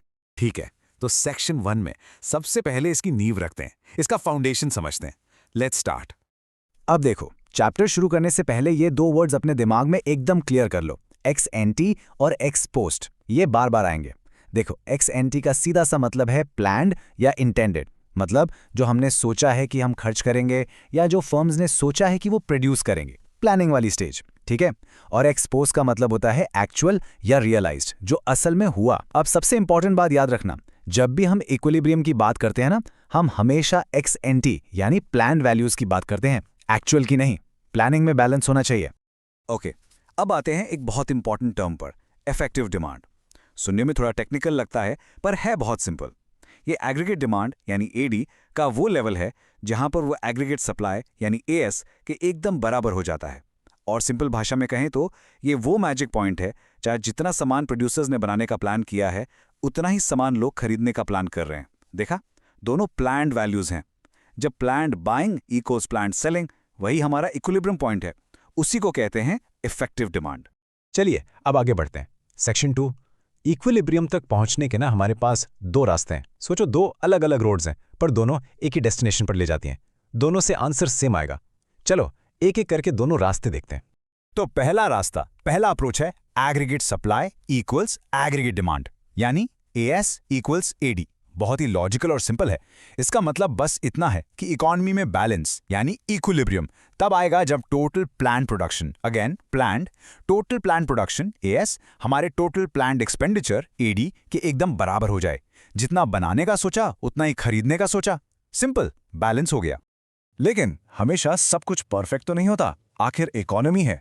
तो एक सिचुएशन इमेजिन करो, क्या होगा अगर लोग ज्यादा खरीदने का प्लान बना रहे हैं, मतलब AD इज हाई, लेकिन बेचारी फर्म्स ने उतना प्रोड्यूस ही नहीं किया, मतलब AS इज लो। सोचो मार्केट में क्या हाल होगा। सब कुछ खरीदना चाहते हैं पर सामान है ही में, डिमांड बहुत ज्यादा, सप्लाई कम। तो देखो, जब AD AS से ज्यादा होता है तो क्या होता है, जो फर्म्स का पहले से रखा हुआ स्टॉक है यानी उनकी इन्वेंट्रीज, वो तेजी से बिकने लगती हैं, कम होने लगती हैं। अब फर्म्स देखेंगी, अरे वाह, डिमांड तो बहुत है, तो इस बढ़ती हुई डिमांड को पूरा करने के लिए वो क्या करेंगी, सिंपल, प्रोडक्शन बढ़ा देंगी, राइट। अब जब प्रोडक्शन बढ़ेगा तो ऑब्वियसली लोगों को जॉब्स मिलेंगी, उनकी इनकम बढ़ेगी, सप्लाई भी बढ़ेगी, और ये प्रोसेस, ये चेन रिएक्शन तब तक चलता रहेगा जब तक AS वापस AD के बराबर ना हो जाए। तो इन शॉर्ट, इकोनॉमी ना बहुत स्मार्ट है, वो अपने आप को एडजस्ट करके वापस बैलेंस में ले आती है। ठीक है, पहला अप्रोच क्लियर। चलो अब दूसरे रास्ते पे चलते हैं। दूसरा अप्रोच, सेविंग्स इक्वल्स इन्वेस्टमेंट यानी S = I। इसका लॉजिक भी बहुत इंटरेस्टिंग है। देखो, हाउस होल्ड्स अपनी इनकम का पूरा हिस्सा खर्च नहीं करते, कुछ बचाते हैं, राइट। उसे हम कहते हैं प्लान्ड सेविंग्स। और फर्म्स क्या करती हैं, वो पैसा इन्वेस्ट करती हैं, जिसे हम कहते हैं प्लान्ड इन्वेस्टमेंट। तो जब ये प्लान्ड सेविंग्स प्लान्ड इन्वेस्टमेंट के बराबर हो जाती हैं, तब भी इकोनॉमी इक्विलिब्रियम में होती है। ऐसे सोचो, सेविंग्स क्या है, इकोनॉमी से पैसा निकल गया, एक लीकेज है, और इन्वेस्टमेंट क्या है? इकोनॉमी में पैसा वापस आ गया, एक इंजेक्शन है। तो जब लीकेज इंजेक्शन के बराबर होता है तो इकोनॉमी बैलेंस में रहती है। ओके, आप तैयार हो जाओ। सेक्शन 3। अब हम आ रहे हैं इस चैप्टर के सबसे सबसे सबसे इंपॉर्टेंट और I would say magical concept पर, द इन्वेस्टमेंट मल्टीप्लायर। बच्चों, इस टॉपिक पर स्टार मार्क कर लो। बोर्ड एग्जाम्स के लिए ये इतना जरूरी है कि इस पर न्यूमेरिकल भी आता है और थ्योरी क्वेश्चन भी बनता है। तो चलो देखते हैं आखिर इसका जादू है क्या। बस स्क्रीन को देखो। इकोनॉमी में किसी ने सिर्फ 100 करोड़ का एक नया इन्वेस्टमेंट किया, छोटा सा इन्वेस्टमेंट, लेकिन उसकी वजह से देश की टोटल इनकम, नेशनल इनकम पूरे 500 करोड़ से बढ़ गई। मतलब 5 गुना। How is that even possible? एक छोटा सा इन्वेस्टमेंट इतना बड़ा मल्टीपल टाइम्स चेंज कैसे ला सकता है? बस यही है मल्टीप्लायर का कमाल। यही जादू हमें समझना है। तो चलो इसको डिफाइन करते हैं। ये इन्वेस्टमेंट मल्टीप्लायर जिसे हम कैपिटल के से डिनोट करते हैं, आखिर है क्या? ये बच्चों एक सिंपल सा रेशियो है। ये रेशियो हमें ये बताता है कि इन्वेस्टमेंट में थोड़ा सा चेंज लाने पर नेशनल इनकम में कितने गुना, ये गुना वर्ड इंपॉर्टेंट है, कितने टाइम्स चेंज आएगा। इसका बिल्कुल बेसिक सा फॉर्मूला है K equals to delta Y upon delta I। यहां डेल्टा का मतलब है चेंज, तो change in income divided by change in investment. लेकिन आगे बढ़ते हैं। मल्टीप्लायर को कैलकुलेट करने का एक और इनफैक्ट ज्यादा इंपॉर्टेंट फॉर्मूला है।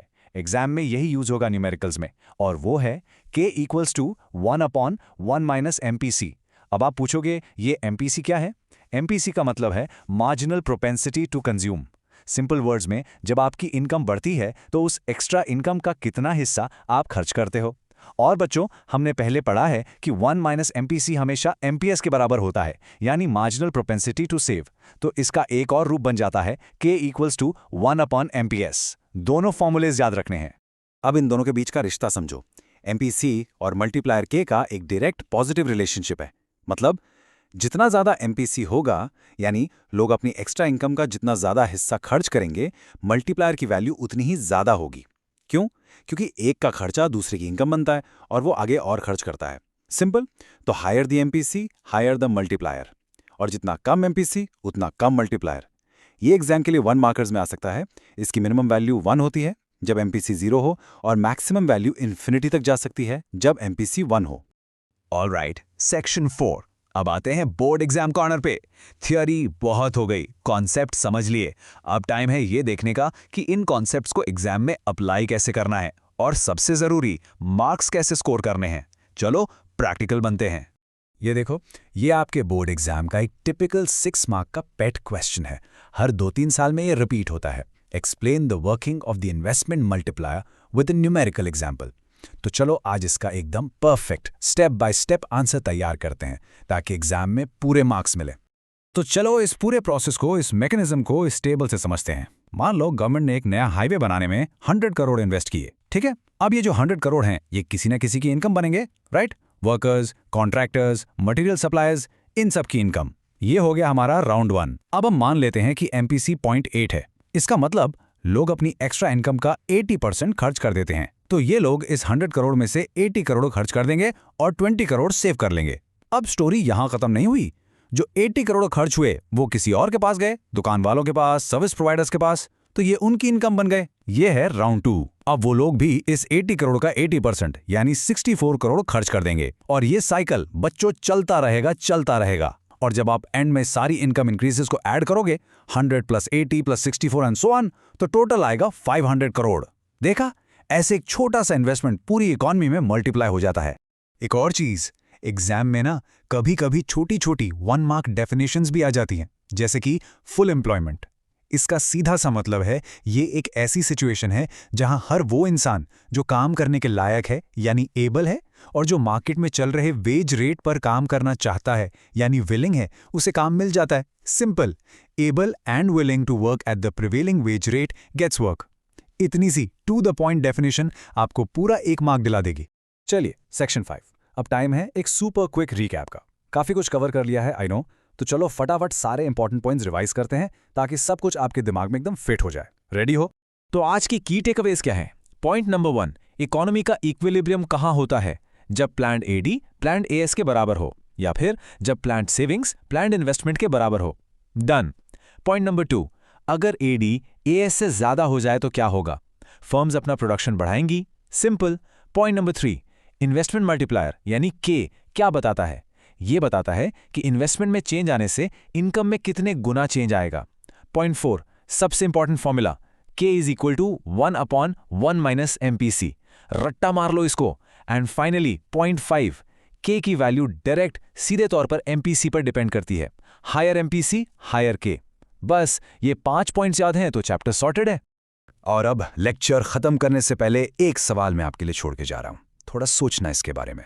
अगर एक छोटा सा इन्वेस्टमेंट, जैसा हमने देखा, इकोनॉमी को इतना ज्यादा बूस्ट दे सकता है, तो गवर्नमेंट्स बस एंडलेस इन्वेस्टमेंट करके, पैसा पंप करके सारी प्रॉब्लम्स जैसे गरीबी है, बेरोजगारी है, इनको सॉल्व क्यों नहीं कर देती? क्या चीज उन्हें रोक रही है? सोचो। थोड़ा सा हिंट देता हूं। इसके जवाब में इन्फ्लेशन और गवर्नमेंट डेट जैसे कॉन्सेप्ट छुपे हैं। डिस्कस करना अपने फ्रेंड्स के साथ। The problem of deficient and excess demand.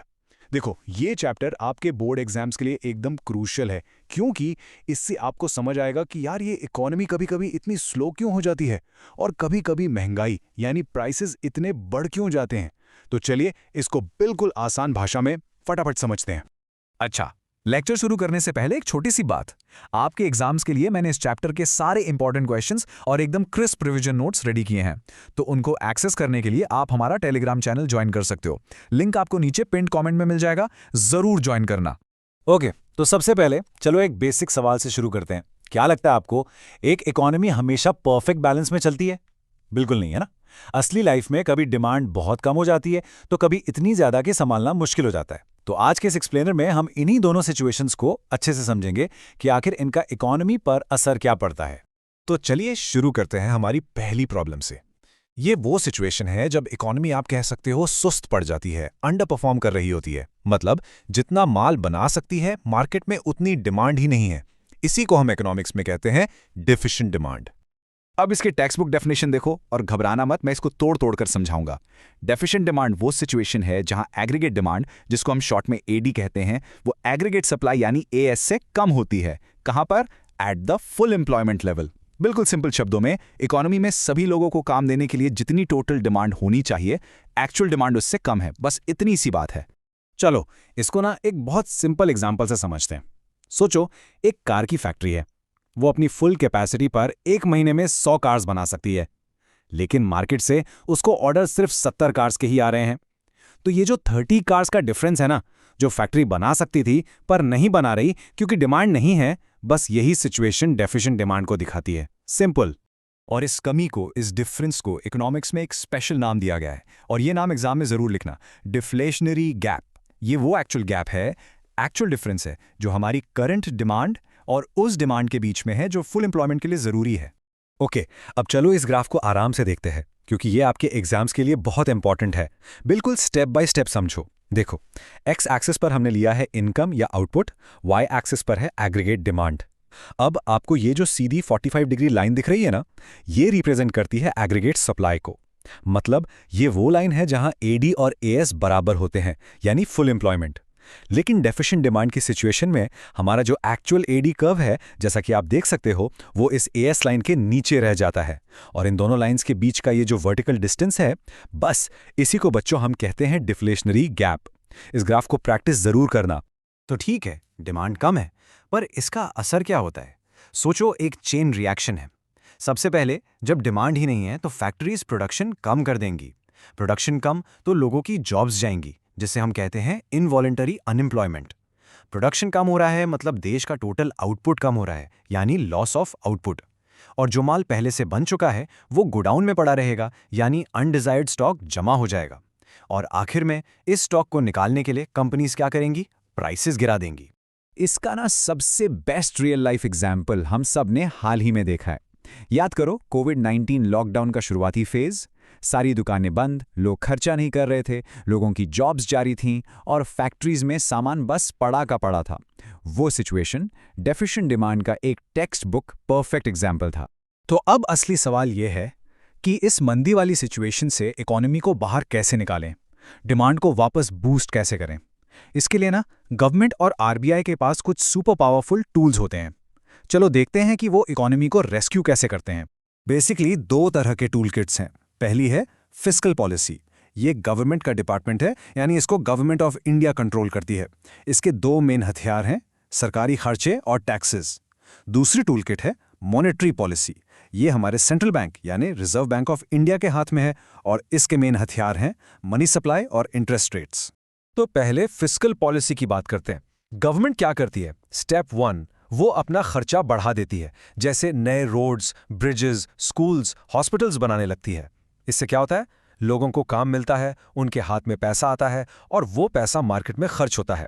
Step 2, वो टैक्सेस कम कर देती है। जब इनकम टैक्स कम होगा तो आपके और मेरे जैसे लोगों के हाथ में स्पेंड करने के लिए ज्यादा पैसा बचेगा। ये दोनों ही चीजें इकोनॉमी में सीधे सीधे डिमांड को पुश करती हैं। अब आते हैं आरबीआई के टूल्स यानी मॉनेटरी पॉलिसी पर। यहां थोड़ा ध्यान देना क्योंकि स्टूडेंट्स अक्सर यहां कंफ्यूज हो जाते हैं। पहला, आरबीआई रेपो रेट और बैंक रेट को कम कर देता है। आसान शब्दों में ये वो रेट्स हैं जिस पर बैंक्स आरबीआई से लोन लेते हैं। जब ये सस्ता होगा तो बैंक्स को सस्ता पैसा मिलेगा और वो आगे हम लोगों को भी सस्ते होम लोन्स, कार लोन्स दे पाएंगे। लोन सस्ता होगा तो लोग ज्यादा खरीदेंगे, डिमांड बढ़ेगी। सिंपल। दूसरा है ओपन मार्केट ऑपरेशंस। इसमें आरबीआई गवर्नमेंट की सिक्योरिटीज को खरीदती है। जब वो खरीदती है तो उसके बदले पैसा मार्केट में डालती है, जिससे मनी सप्लाई बढ़ जाती है। और आखिरी है मार्जिन रिक्वायरमेंट को कम करना। मतलब अब आपको लोन लेने के लिए कम चीजें गिरवी रखनी पड़ेंगी, जिससे लोन लेना आसान हो जाता है। ओके, तो ये तो थी एक प्रॉब्लम। अब चलते हैं इसके बिल्कुल ऑपोजिट, इसके एकदम उल्टे सिनारियो पर। यहाँ इकॉनमी ओवरहीट कर रही है, मतलब डिमांड इतनी ज्यादा है कि इकॉनमी उसको पूरा ही नहीं कर पा रही है। इसे कहते हैं एक्सेस डिमांड। इसकी डेफिनेशन क्या है? A situation where aggregate demand यानी AD is more than aggregate supply यानी AS at the full employment level. यहां सबसे जरूरी बात यह है कि इकोनॉमी ऑलरेडी अपनी 100% कैपेसिटी पर काम कर रही है। सारी फैक्ट्रीज फुल चल रही हैं, सब लोगों के पास काम है और प्रोडक्शन बढ़ाना अभी पॉसिबल नहीं है। और जब डिमांड सप्लाई से आगे निकल जाती है तो इससे जो गैप बनता है उससे कहते हैं इन्फ्लेशनरी गैप। सोचो, वही 100 कार्स बन रही हैं लेकिन मार्केट में खरीदने वाले 120 लोग आ गए हैं, तो क्या होगा? सेलर प्राइसेस बढ़ा देगा। बस this gap leads to inflation यानी महंगाई। और बच्चों, ये है आपके एग्जाम के लिए गोल्डन टिप। इसको स्टार मार्क कर लो। हमेशा याद रखना, एक्सेस डिमांड की सिचुएशन में रियल आउटपुट यानी प्रोडक्शन नहीं बढ़ता। क्यों? क्योंकि कैपेसिटी तो पहले से ही फुल है। सिर्फ और सिर्फ चीजों के प्राइसेस बढ़ते हैं और इसी को हम कहते हैं इन्फ्लेशन। तो अब सवाल है कि इस ओवरहीटिंग इकोनॉमी को ठंडा कैसे किया जाए? इस बढ़ती हुई डिमांड और महंगाई को कंट्रोल कैसे करें? लॉजिक बहुत सिंपल है। जो काम हमने डेफिशिएंट डिमांड को ठीक करने के लिए किया था ना, अब उसका बिल्कुल उल्टा करना है। तो इस स्लाइड को देखिए, लॉजिक एकदम सिंपल है। हमें अब मार्केट से पैसा कम करना है। फिस्कल पॉलिसी में गवर्नमेंट अपना खर्चा कम कर देगी और टैक्सेस बढ़ा देगी। ऐसा क्यों? क्योंकि जब टैक्स बढ़ेगा तो लोगों के हाथ में खर्च करने के लिए पैसा कम हो जाएगा, डिमांड अपने आप नीचे आएगी। और मॉनेटरी पॉलिसी में आरबीआई ठीक उल्टा करेगा, वो रेपो रेट को बढ़ा देगा जिससे लोन्स महंगे हो जाएंगे। जब लोन्स महंगे होते हैं तो लोग और बिजनेसेस कम लोन लेते हैं। ओवरऑल सिस्टम से एक्स्ट्रा पैसा अब्जॉर्ब हो जाता है और डिमांड थोड़ी ठंडी हो जाती है। चलिए अब एग्जाम से पहले इस पूरे चैप्टर का एक फटाफट रिवीजन करते हैं। ये सेक्शन आपको एग्जाम में फुल मार्क्स लाने में बहुत हेल्प करेगा। ये रही आपकी की डिफरेंस टेबल। देखो, ये टेबल आपके लिए गोल्ड है। एग्जाम में इस पे डायरेक्ट क्वेश्चन आता है। इसमें डिफ्लेशनरी और इन्फ्लेशनरी गैप के बीच के सारे इंपॉर्टेंट डिफरेंसेस हैं। उनका मतलब क्या है, उनका इम्पैक्ट क्या है, और दोनों को ठीक करने के लिए एक एक फिस्कल और मॉनेटरी पॉलिसी। इस टेबल को बस अच्छे से याद कर लेना, आपका काम हो जाएगा। तो आज के इस लेक्चर से हमारे 4 मेन टेकअवेज क्या हैं? पहला, कि एक इकोनॉमी का बैलेंस हमेशा परफेक्ट नहीं रहता, ये बिगड़ सकता है। दूसरा, जब डिमांड कम होती है यानी डेफिशिएंट डिमांड, तो उससे अनएम्प्लॉयमेंट बढ़ता है। तीसरा, जब डिमांड ज़रूरत से ज़्यादा होती है यानी एक्सेस डिमांड, तो उससे इन्फ्लेशन यानी महंगाई बढ़ती है।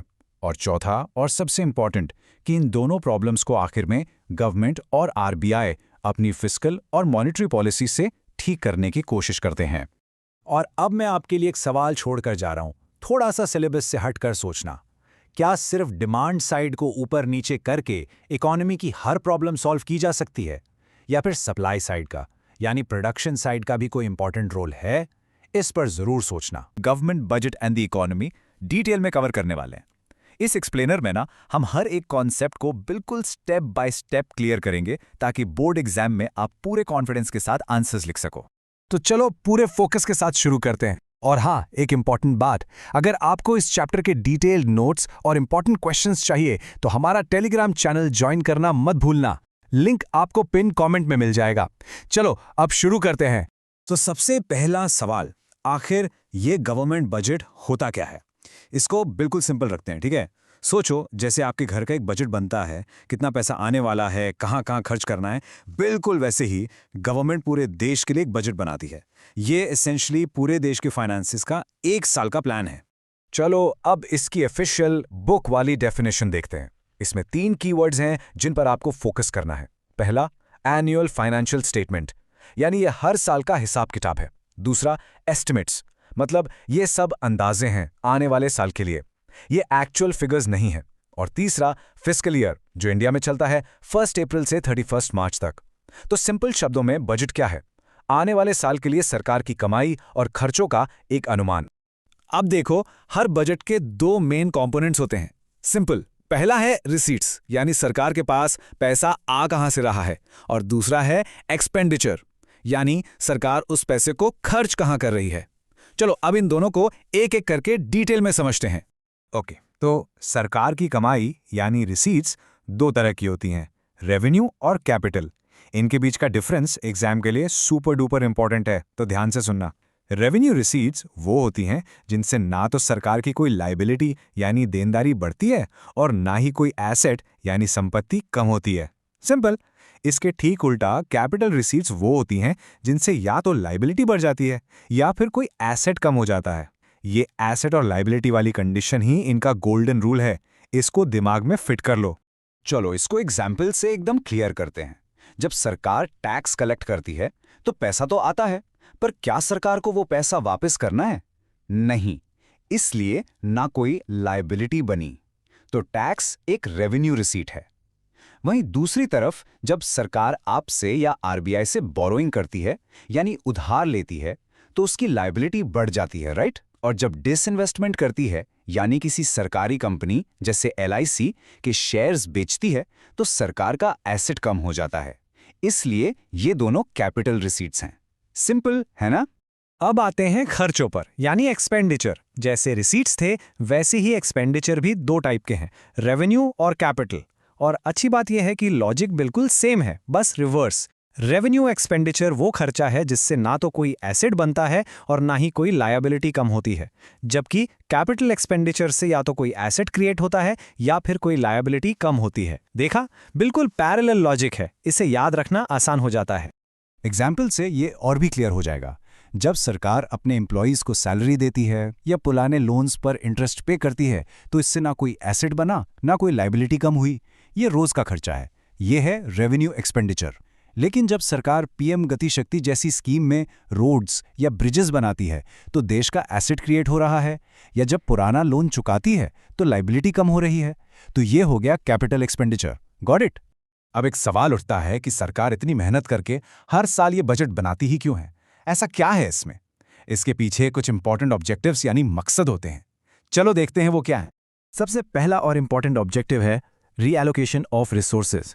इसका मतलब है कि सरकार बजट के जरिए देश के रिसोर्सेज को एक जगह से हटाकर दूसरी जरूरी जगह पर लगाती है। इसके लिए उसके पास 2 पावरफुल टूल्स हैं, टैक्सेस और सब्सिडीज। जिन चीज़ों को डिस्करेज करना है जैसे टोबैको, उन पर भारी टैक्स लगा देती है, और जिन्हें प्रमोट करना है उन पर सब्सिडी दे देती है। इसका सबसे अच्छा एग्जाम्पल है LPG सब्सिडी।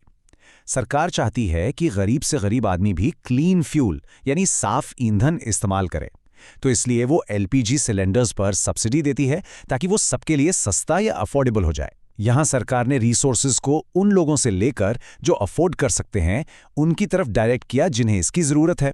ये रिसोर्स रीएलोकेशन का एक क्लासिक एग्जाम्पल है। इसके अलावा 2 और मेजर ऑब्जेक्टिव्स हैं। एक, रिड्यूसिंग इनइक्वालिटीज, यानी अमीरी और गरीबी के बीच का गैप कम करना। इसके लिए सरकार प्रोग्रेसिव टैक्सेशन यूज करती है, जिसका सिंपल मतलब है अमीर लोगों पर ज्यादा टैक्स और गरीब लोगों पर कम टैक्स। और दूसरा है इकोनॉमिक स्टेबिलिटी, यानी महंगाई यानी इन्फ्लेशन या मंदी यानी डिफ्लेशन को कंट्रोल करना, जिसके लिए भी बजट के टूल्स यूज किए जाते हैं। चलो अब आते हैं चैप्टर के सबसे क्रूशियल टॉपिक पर, बजट डेफिसिट्स यानी बजट का घाटा।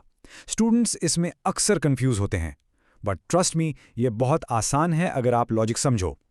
अब हम देखेंगे कि क्या होता है जब सरकार के खर्चे उसकी कमाई से ज्यादा हो जाते हैं। हमें 3 तरह के डेफिसिट पढ़ने हैं। पहला है रेवेन्यू डेफिसिट।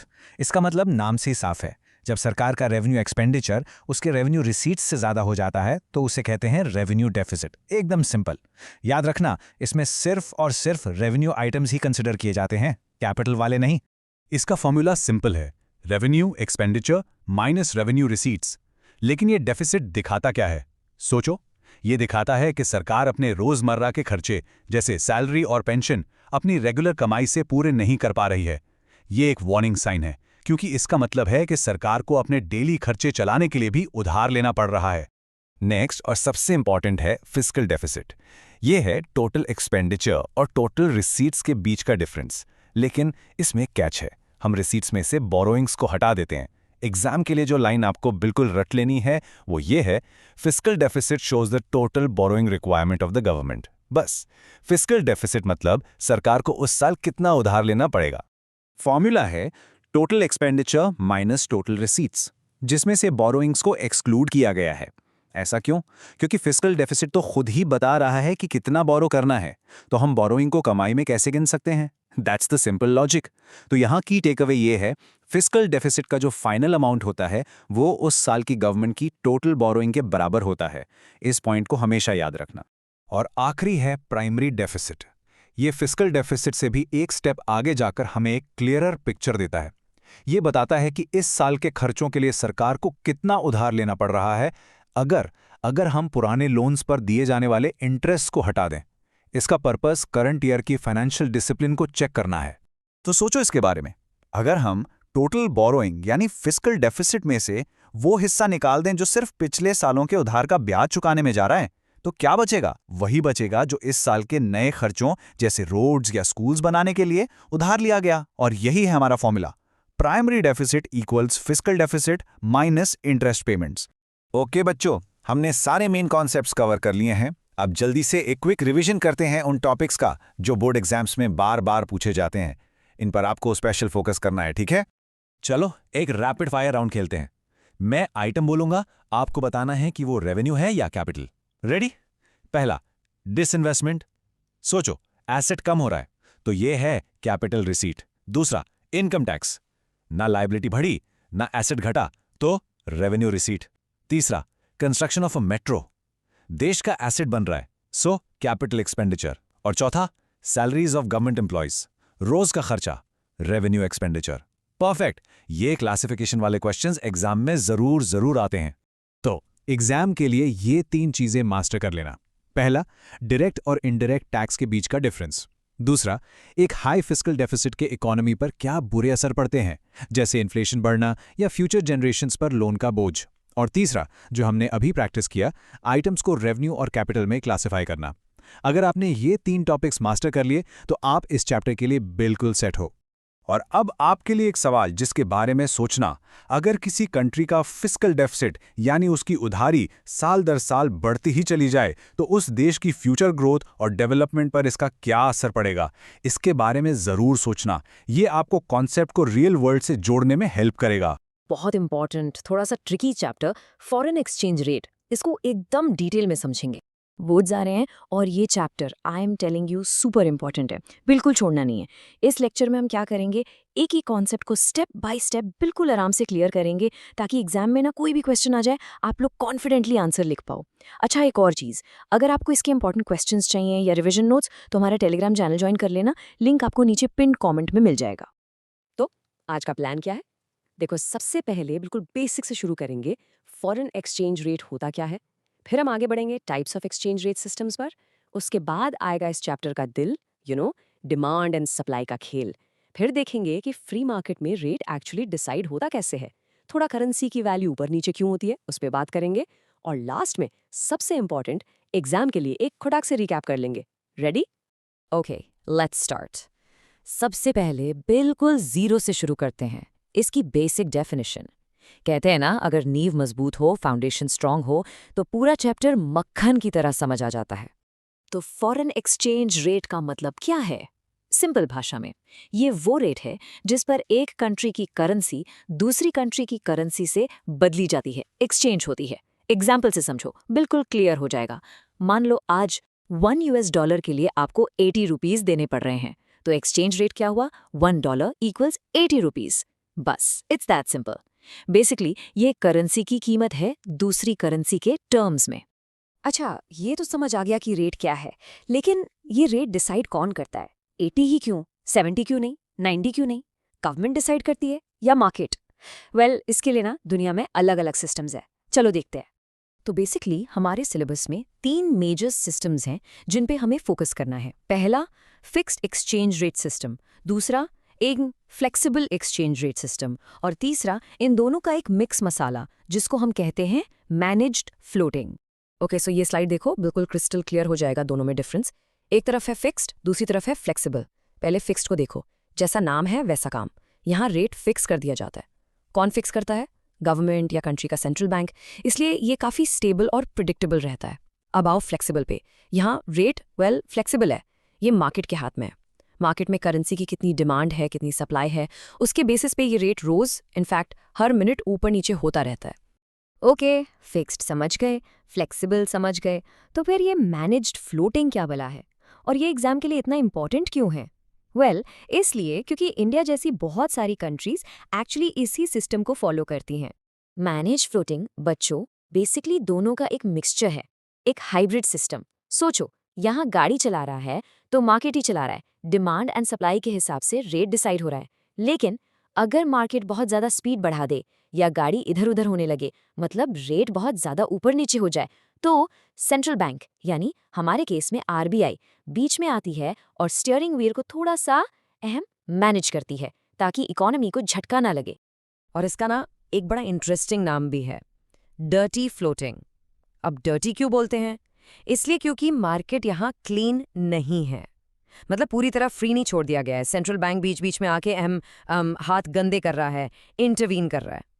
ये नाम पक्का याद रखना, 1 मार्क क्वेश्चंस में सीधा पूछ लेते हैं। ऑलराइट, अब आते हैं इस चैप्टर के सबसे इंपॉर्टेंट पार्ट पे, the heart of the chapter. बिल्कुल सिंपल कॉन्सेप्ट है। जैसे आप सब्जी मंडी जाते हो, आलू का रेट कैसे डिसाइड होता है? कितनी डिमांड है, कितनी सप्लाई है? बिल्कुल वैसे ही फॉरेन करेंसी, डॉलर हो, यूरो हो, उसका रेट भी उसकी डिमांड और सप्लाई से ही डिसाइड होता है। सिंपल। तो चलो पहले डिमांड की बात करते हैं। 1 मिनट सोचो, हम लोगों को, इंडियंस को, डॉलर्स या यूरोज की जरूरत पड़ती क्यों है? Why do we demand foreign currency? क्या आप डॉलर लेके सुबह सब्जी वाले भैया के पास जा सकते हो? नहीं ना, तो फिर क्यों चाहिए? ओके, सो रीजंस देखो। पहला, अगर हमें बाहर से कुछ मंगवाना है, अ फोन, अ लैपटॉप, यानी इंपोर्ट्स करने हैं। दूसरा, घूमने जाना है, दुबई या अमेरिका, टूरिज्म के लिए। तीसरा, अगर बाहर किसी कंट्री में इन्वेस्ट करना है या अपने किसी रिलेटिव को पैसे भेजने हैं, इन सब चीज़ों के लिए डॉलर चाहिए। अब यहाँ एक गोल्डन रूल याद रखना, बिल्कुल, डिमांड और रेट का रिश्ता कैसा है? इनवर्स, उल्टा। मतलब अगर रेट बढ़ेगा यानी डॉलर महंगा हो जाएगा, तो हम क्या करेंगे? उसकी डिमांड कम कर देंगे। कॉमन सेंस है ना? ठीक है, ये तो हो गई डिमांड की कहानी। अब सप्लाई की बात करते हैं। मतलब इंडिया में डॉलर्स आते कहाँ से हैं? इसका सोर्स क्या है? सोचो, बिल्कुल डिमांड का उल्टा। जब कोई फॉरेनर हमारा सामान खरीदता है, यानी हम एक्सपोर्ट्स करते हैं। जब कोई फॉरेन कंपनी हमारी कंट्री में आके इन्वेस्ट करती है, एफडीआई या एफआईआई जिसे कहते हैं, या फिर जब बाहर काम करने वाले इंडियंस अपने घर पैसे भेजते हैं, रेमिटेंसेस। और यहाँ रिलेशनशिप कैसा है? बिल्कुल उल्टा। डिमांड से उल्टा। यहाँ डायरेक्ट रिलेशनशिप है। जब रेट बढ़ता है तो सप्लाई भी बढ़ जाती है। क्यों? सोचना इसके बारे में। तो अब हमने डिमांड साइड भी देख ली, सप्लाई साइड भी देख ली। अब टाइम है ये देखने का कि ये दोनों फोर्सेस, डिमांड और सप्लाई, आपस में टकराकर, मिलकर आखिर रेट को डिसाइड कैसे करती हैं, स्पेशली एक फ्री मार्केट या फ्लेक्सिबल सिस्टम में।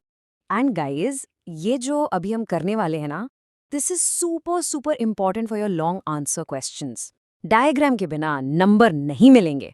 इसको डायग्राम के साथ ही एक्सप्लेन करना होता है। सो फुल अटेंशन यहाँ पर। ओके, सो इस ग्राफ को देखो।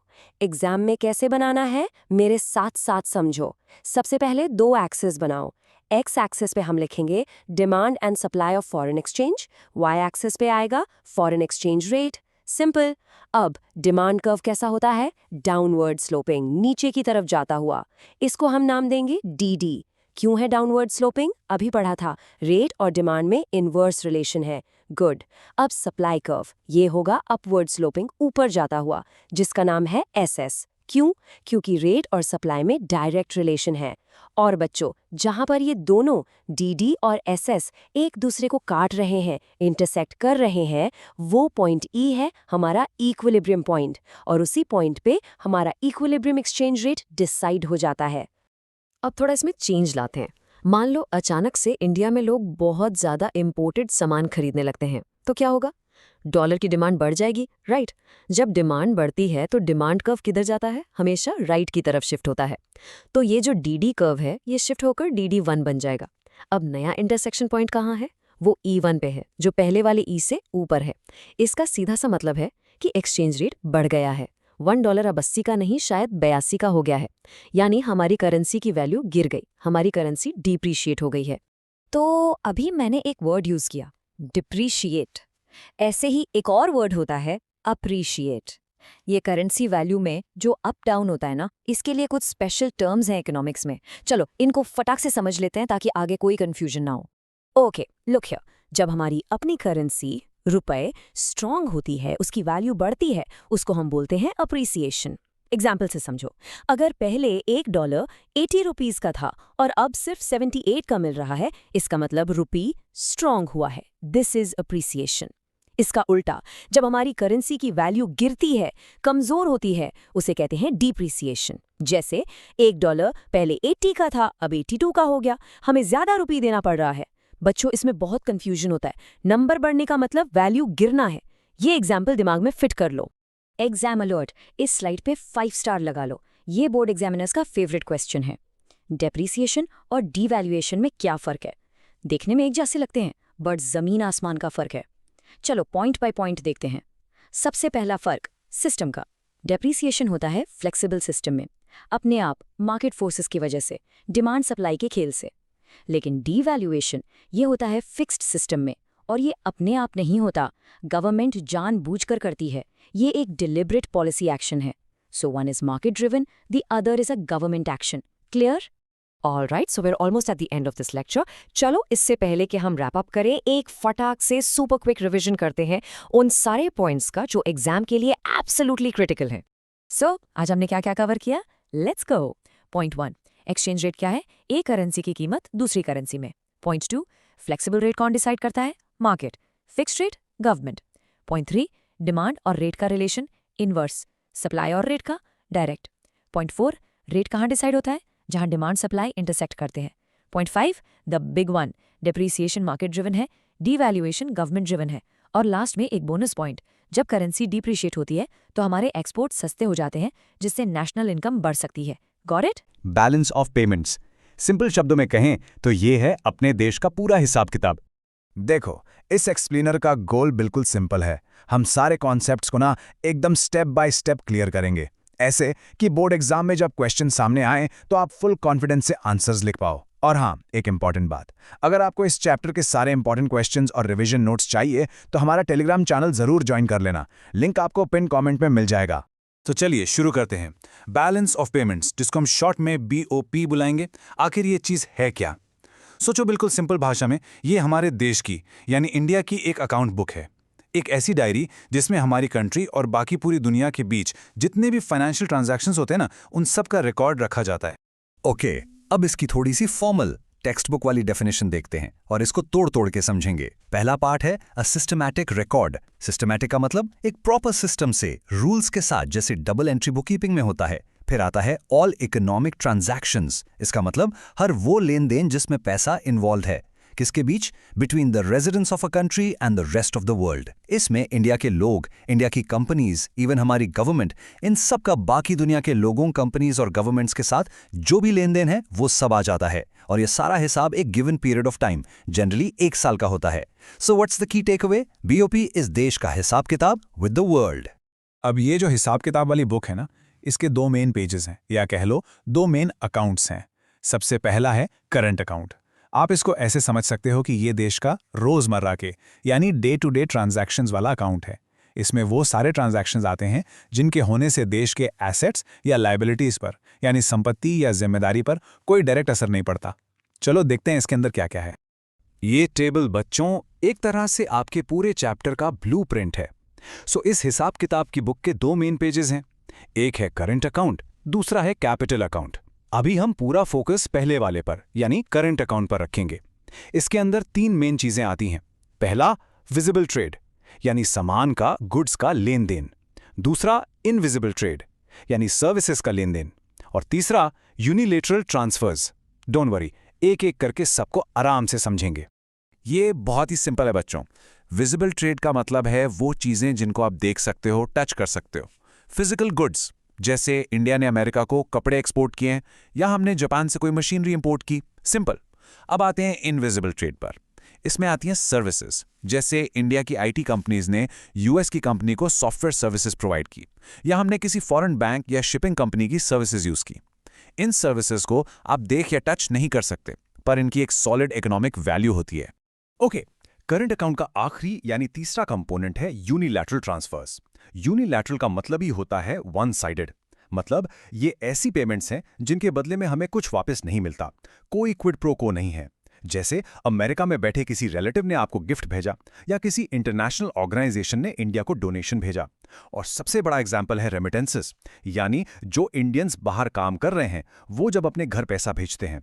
ये सब वन वे ट्रैफिक है, पैसा आ रहा है बट बदले में कोई सर्विस या गुड नहीं जा रहा। चलो एक प्रैक्टिकल एग्जाम्पल से इसको पक्का करते हैं। मान लो एक इंडियन है जो दुबई में काम करता है और वो हर महीने अपने पेरेंट्स को इंडिया में पैसा भेजता है। अब आप सोचो ये ट्रांजैक्शन बीओपी में कहां रिकॉर्ड होना चाहिए? बिल्कुल सही, ये एक यूनिलैटरल ट्रांसफर है। क्यों?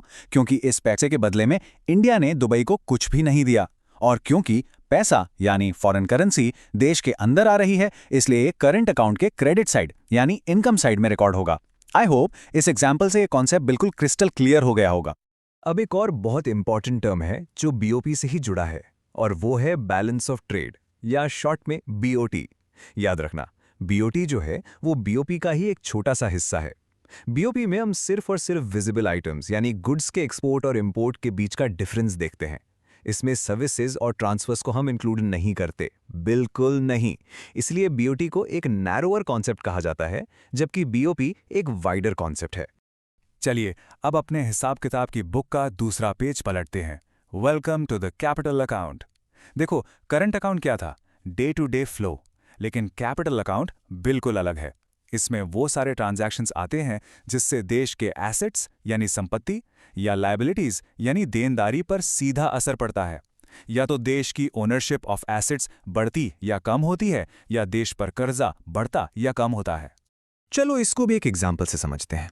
मान लो गूगल ने डिसाइड किया कि वो इंडिया में अपना एक नया बड़ा सा हेडक्वार्टर्स खोलेंगे। अब इससे क्या होगा? पहली बात, इंडिया में एक फिजिकल एसेट क्रिएट हुआ, एक बिल्डिंग, एक ऑफिस। और दूसरी और ज्यादा इंपॉर्टेंट बात, इसको बनाने के लिए गूगल फॉरेन करेंसी यानी डॉलर्स इंडिया में लाया, तो इंडिया का फॉरेन करेंसी एसेट बढ़ गया। ये ट्रांजैक्शन कैपिटल अकाउंट के क्रेडिट साइड में रिकॉर्ड होगा, और इस तरह के इन्वेस्टमेंट को हम कहते हैं फॉरेन डायरेक्ट इन्वेस्टमेंट यानी एफडीआई। बच्चों, इस स्लाइड पर स्टार मार्क कर लो, ये बोर्ड एग्जाम का एक फेवरेट क्वेश्चन है। एफडीआई और पोर्टफोलियो इन्वेस्टमेंट, जिसको एफआईआई या फॉरेन इंस्टीट्यूशनल इन्वेस्टमेंट भी कहते हैं, इनमें क्या फर्क है? देखो, एफडीआई में कोई फॉरेन कंपनी इंडिया में फिजिकल एसेट खरीदती है, जैसे फैक्ट्री लगाई या ऑफिस खोला। उनका एम होता है लॉन्ग टर्म कंट्रोल और management. On the other hand, portfolio investment में कोई फॉरेन इन्वेस्टर सिर्फ फाइनेंशियल एसेट्स खरीदता है, जैसे रिलायंस या टीसीएस के शेयर्स या बॉन्ड्स। उनका aim short term financial return यानी जल्दी से प्रॉफिट कमाना। इसलिए एफडीआई को ज्यादा स्टेबल माना जाता है और एफआईआर को बहुत वॉलेटाइल। क्यों? क्योंकि जैसे ही स्टॉक मार्केट थोड़ा सा भी गड़बड़ाया, एफआईआई वाले अपना पैसा निकालकर भाग जाते हैं। Okay everyone, now full attention please. अब हम एक ऐसे टॉपिक पर आ रहे हैं जिसमें स्टूडेंट्स सबसे ज्यादा कंफ्यूज होते हैं, the difference between autonomous and accommodating items. मैं आपको बता रहा हूं, इस पर एग्जाम में क्वेश्चन आने के चांसेस बहुत हाई हैं, तो इसको बिल्कुल ध्यान से एकदम फोकस के साथ समझना। देखो बिल्कुल सिंपल है। ऑटोनॉमस आइटम्स वो सारे नॉर्मल इकोनॉमिक ट्रांजैक्शंस हैं जो हमने अभी तक पढ़े, जैसे import export, FDI, FII, remittances. इन सब का मोटिव क्या होता है? प्रॉफिट कमाना या कोई इकोनॉमिक रीजन। और इन्हीं ट्रांजैक्शंस की वजह से बीओपी में या तो सरप्लस होता है या डेफिसिट, इसलिए इन्हें अबव द लाइन आइटम्स कहते हैं। अब आते हैं अकोमोडेटिंग आइटम्स पर। इनका मोटिव प्रॉफिट कमाना बिल्कुल नहीं होता। इनका सिर्फ और सिर्फ एक ही काम है, बीओपी में जो भी सरप्लस या डेफिसिट हुआ है उसको ठीक करना, उसको कवर करना, उस इम्बैलेंस को बैलेंस करना। और ये काम सेंट्रल बैंक करता है, इसलिए इन्हें बिलो द लाइन आइटम्स कहते हैं। They exist only to accommodate the gap. अब यहाँ पर ना एक बहुत बड़ा पैराडॉक्स, एक बहुत बड़ी उलझन आती है। हम हर रोज न्यूज में सुनते हैं कि India's BOP is in deficit या बीओपी सरप्लस हो गया, लेकिन इकोनॉमिक्स की टेक्स्ट बुक कहती है कि balance of payments is always in balance. आखिर में अकाउंट तो जीरो ही हो जाता है। तो ये कैसे पॉसिबल है? एक तरफ डेफिसिट, दूसरी तरफ balance. Let's solve this mystery right now. सवाल बिल्कुल साफ है। अगर हमारे ऑटोनमस ट्रांजैक्शंस को मिलाकर एक डेफिसिट आ रहा है, मतलब ऑटोनमस पेमेंट्स जो पैसा देश से बाहर गया, वो ऑटोनमस रिसीट्स जो पैसा देश में आया उससे ज्यादा है, तो डेफिसिट तो हो गया। तो फिर ये कैसे कहते हैं कि फाइनल बीओपी अकाउंट हमेशा जीरो यानी बैलेंस हो जाता है? यहां पर एंट्री होती है हमारे हीरो की, अकोमोडेटिंग आइटम्स। देखो इसको स्टेप बाय स्टेप समझो। स्टेप 1, सारे ऑटोनॉमस ट्रांजैक्शंस हुए और उनका रिजल्ट निकला डेफिसिट। मान लो $100 का घाटा हुआ। स्टेप 2, अब सेंट्रल बैंक यानी हमारा आरबीआई पिक्चर में आएगा इस घाटे को पूरा करने के लिए। स्टेप 3, आरबीआई क्या करेगा? वो अपने फॉरेन करेंसी के खजाने, जिसको ऑफिशियल रिजर्व्स कहते हैं, उसमें से $100 निकालेगा और मार्केट में दे देगा। स्टेप 4, ये जो $100 रिजर्व से निकाले गए ना, ये एक अकोमोडेटिंग ट्रांजैक्शन है। इसने $100 के डेफिसिट को आकर नलीफाई कर दिया, बराबर कर दिया। स्टेप 5, तो अकाउंटिंग सेंस में क्या हुआ? -$100 का डेफिसिट प्लस $100 का accommodating transaction is equal to 0। इस तरह बीओपी अकाउंट हमेशा बैलेंस हो जाता है। और ये जो सेंट्रल बैंक अपने रिजर्व से करेंसी निकालता है या उसमें डालता है ना, इस पूरे प्रोसेस को, इन्हीं ट्रांजैक्शंस को हम कहते हैं ऑफिशियल रिजर्व ट्रांजैक्शंस। तो याद रखने वाली बात यह है कि ये वो आखिरी हथियार है, वो अल्टीमेट फाइनेंसिंग आइटम है जिससे बीओपी के डेफिसिट या सरप्लस को सेटल किया जाता है। ये एक टेक्स्ट बुक एग्जाम्पल है अकोमोडेटिंग आइटम का। ऑलराइट, तो इससे पहले कि हम इस सेशन को रैप अप करें, एक फटाफट क्विक रिवीजन हो जाए। सारे इंपॉर्टेंट पॉइंट्स को एक बार फिर से हम ब्रेन में रजिस्टर कर लेते हैं ताकि एग्जाम में कुछ भी ना भूलें। Ready? Okay, lightning round. BOP क्या है? देश का systematic record of economic transactions with the world. Good. Current account के 3 बच्चे कौन? Visible trade, invisible trade and unilateral transfers. Perfect. Capital account में क्या आता है? बोरोइंग्स और investments. Excellent. Balance of trade में क्या आता है? सिर्फ और सिर्फ गुड्स। याद रखना। ऑटोनॉमस आइटम्स का मोटिव क्या है? प्रॉफिट। और ये क्या कॉज करते हैं? इम्बैलेंस। और इस इम्बैलेंस को ठीक कौन करता है? Accommodating items. और इसलिए अकाउंटिंग सेंस में बीओपी हमेशा क्या रहता है? बैलेंस्ड। Got it? फैंटास्टिक। तो हमने ये तो समझ लिया कि सेंट्रल बैंक अपने रिजर्व से बीओपी का घाटा पूरा करता है। लेकिन सोचो, what if a country runs out of foreign exchange reserves? अगर किसी देश के पास अपने बीओपी डेफिसिट को कवर करने के लिए फॉरेन रिजर्व्स ही खत्म हो जाएं, तब क्या होगा? ये एक बहुत सीरियस सिचुएशन होती है। इसके बारे में जरूर सोचना और हो सके तो कमेंट्स में बताना।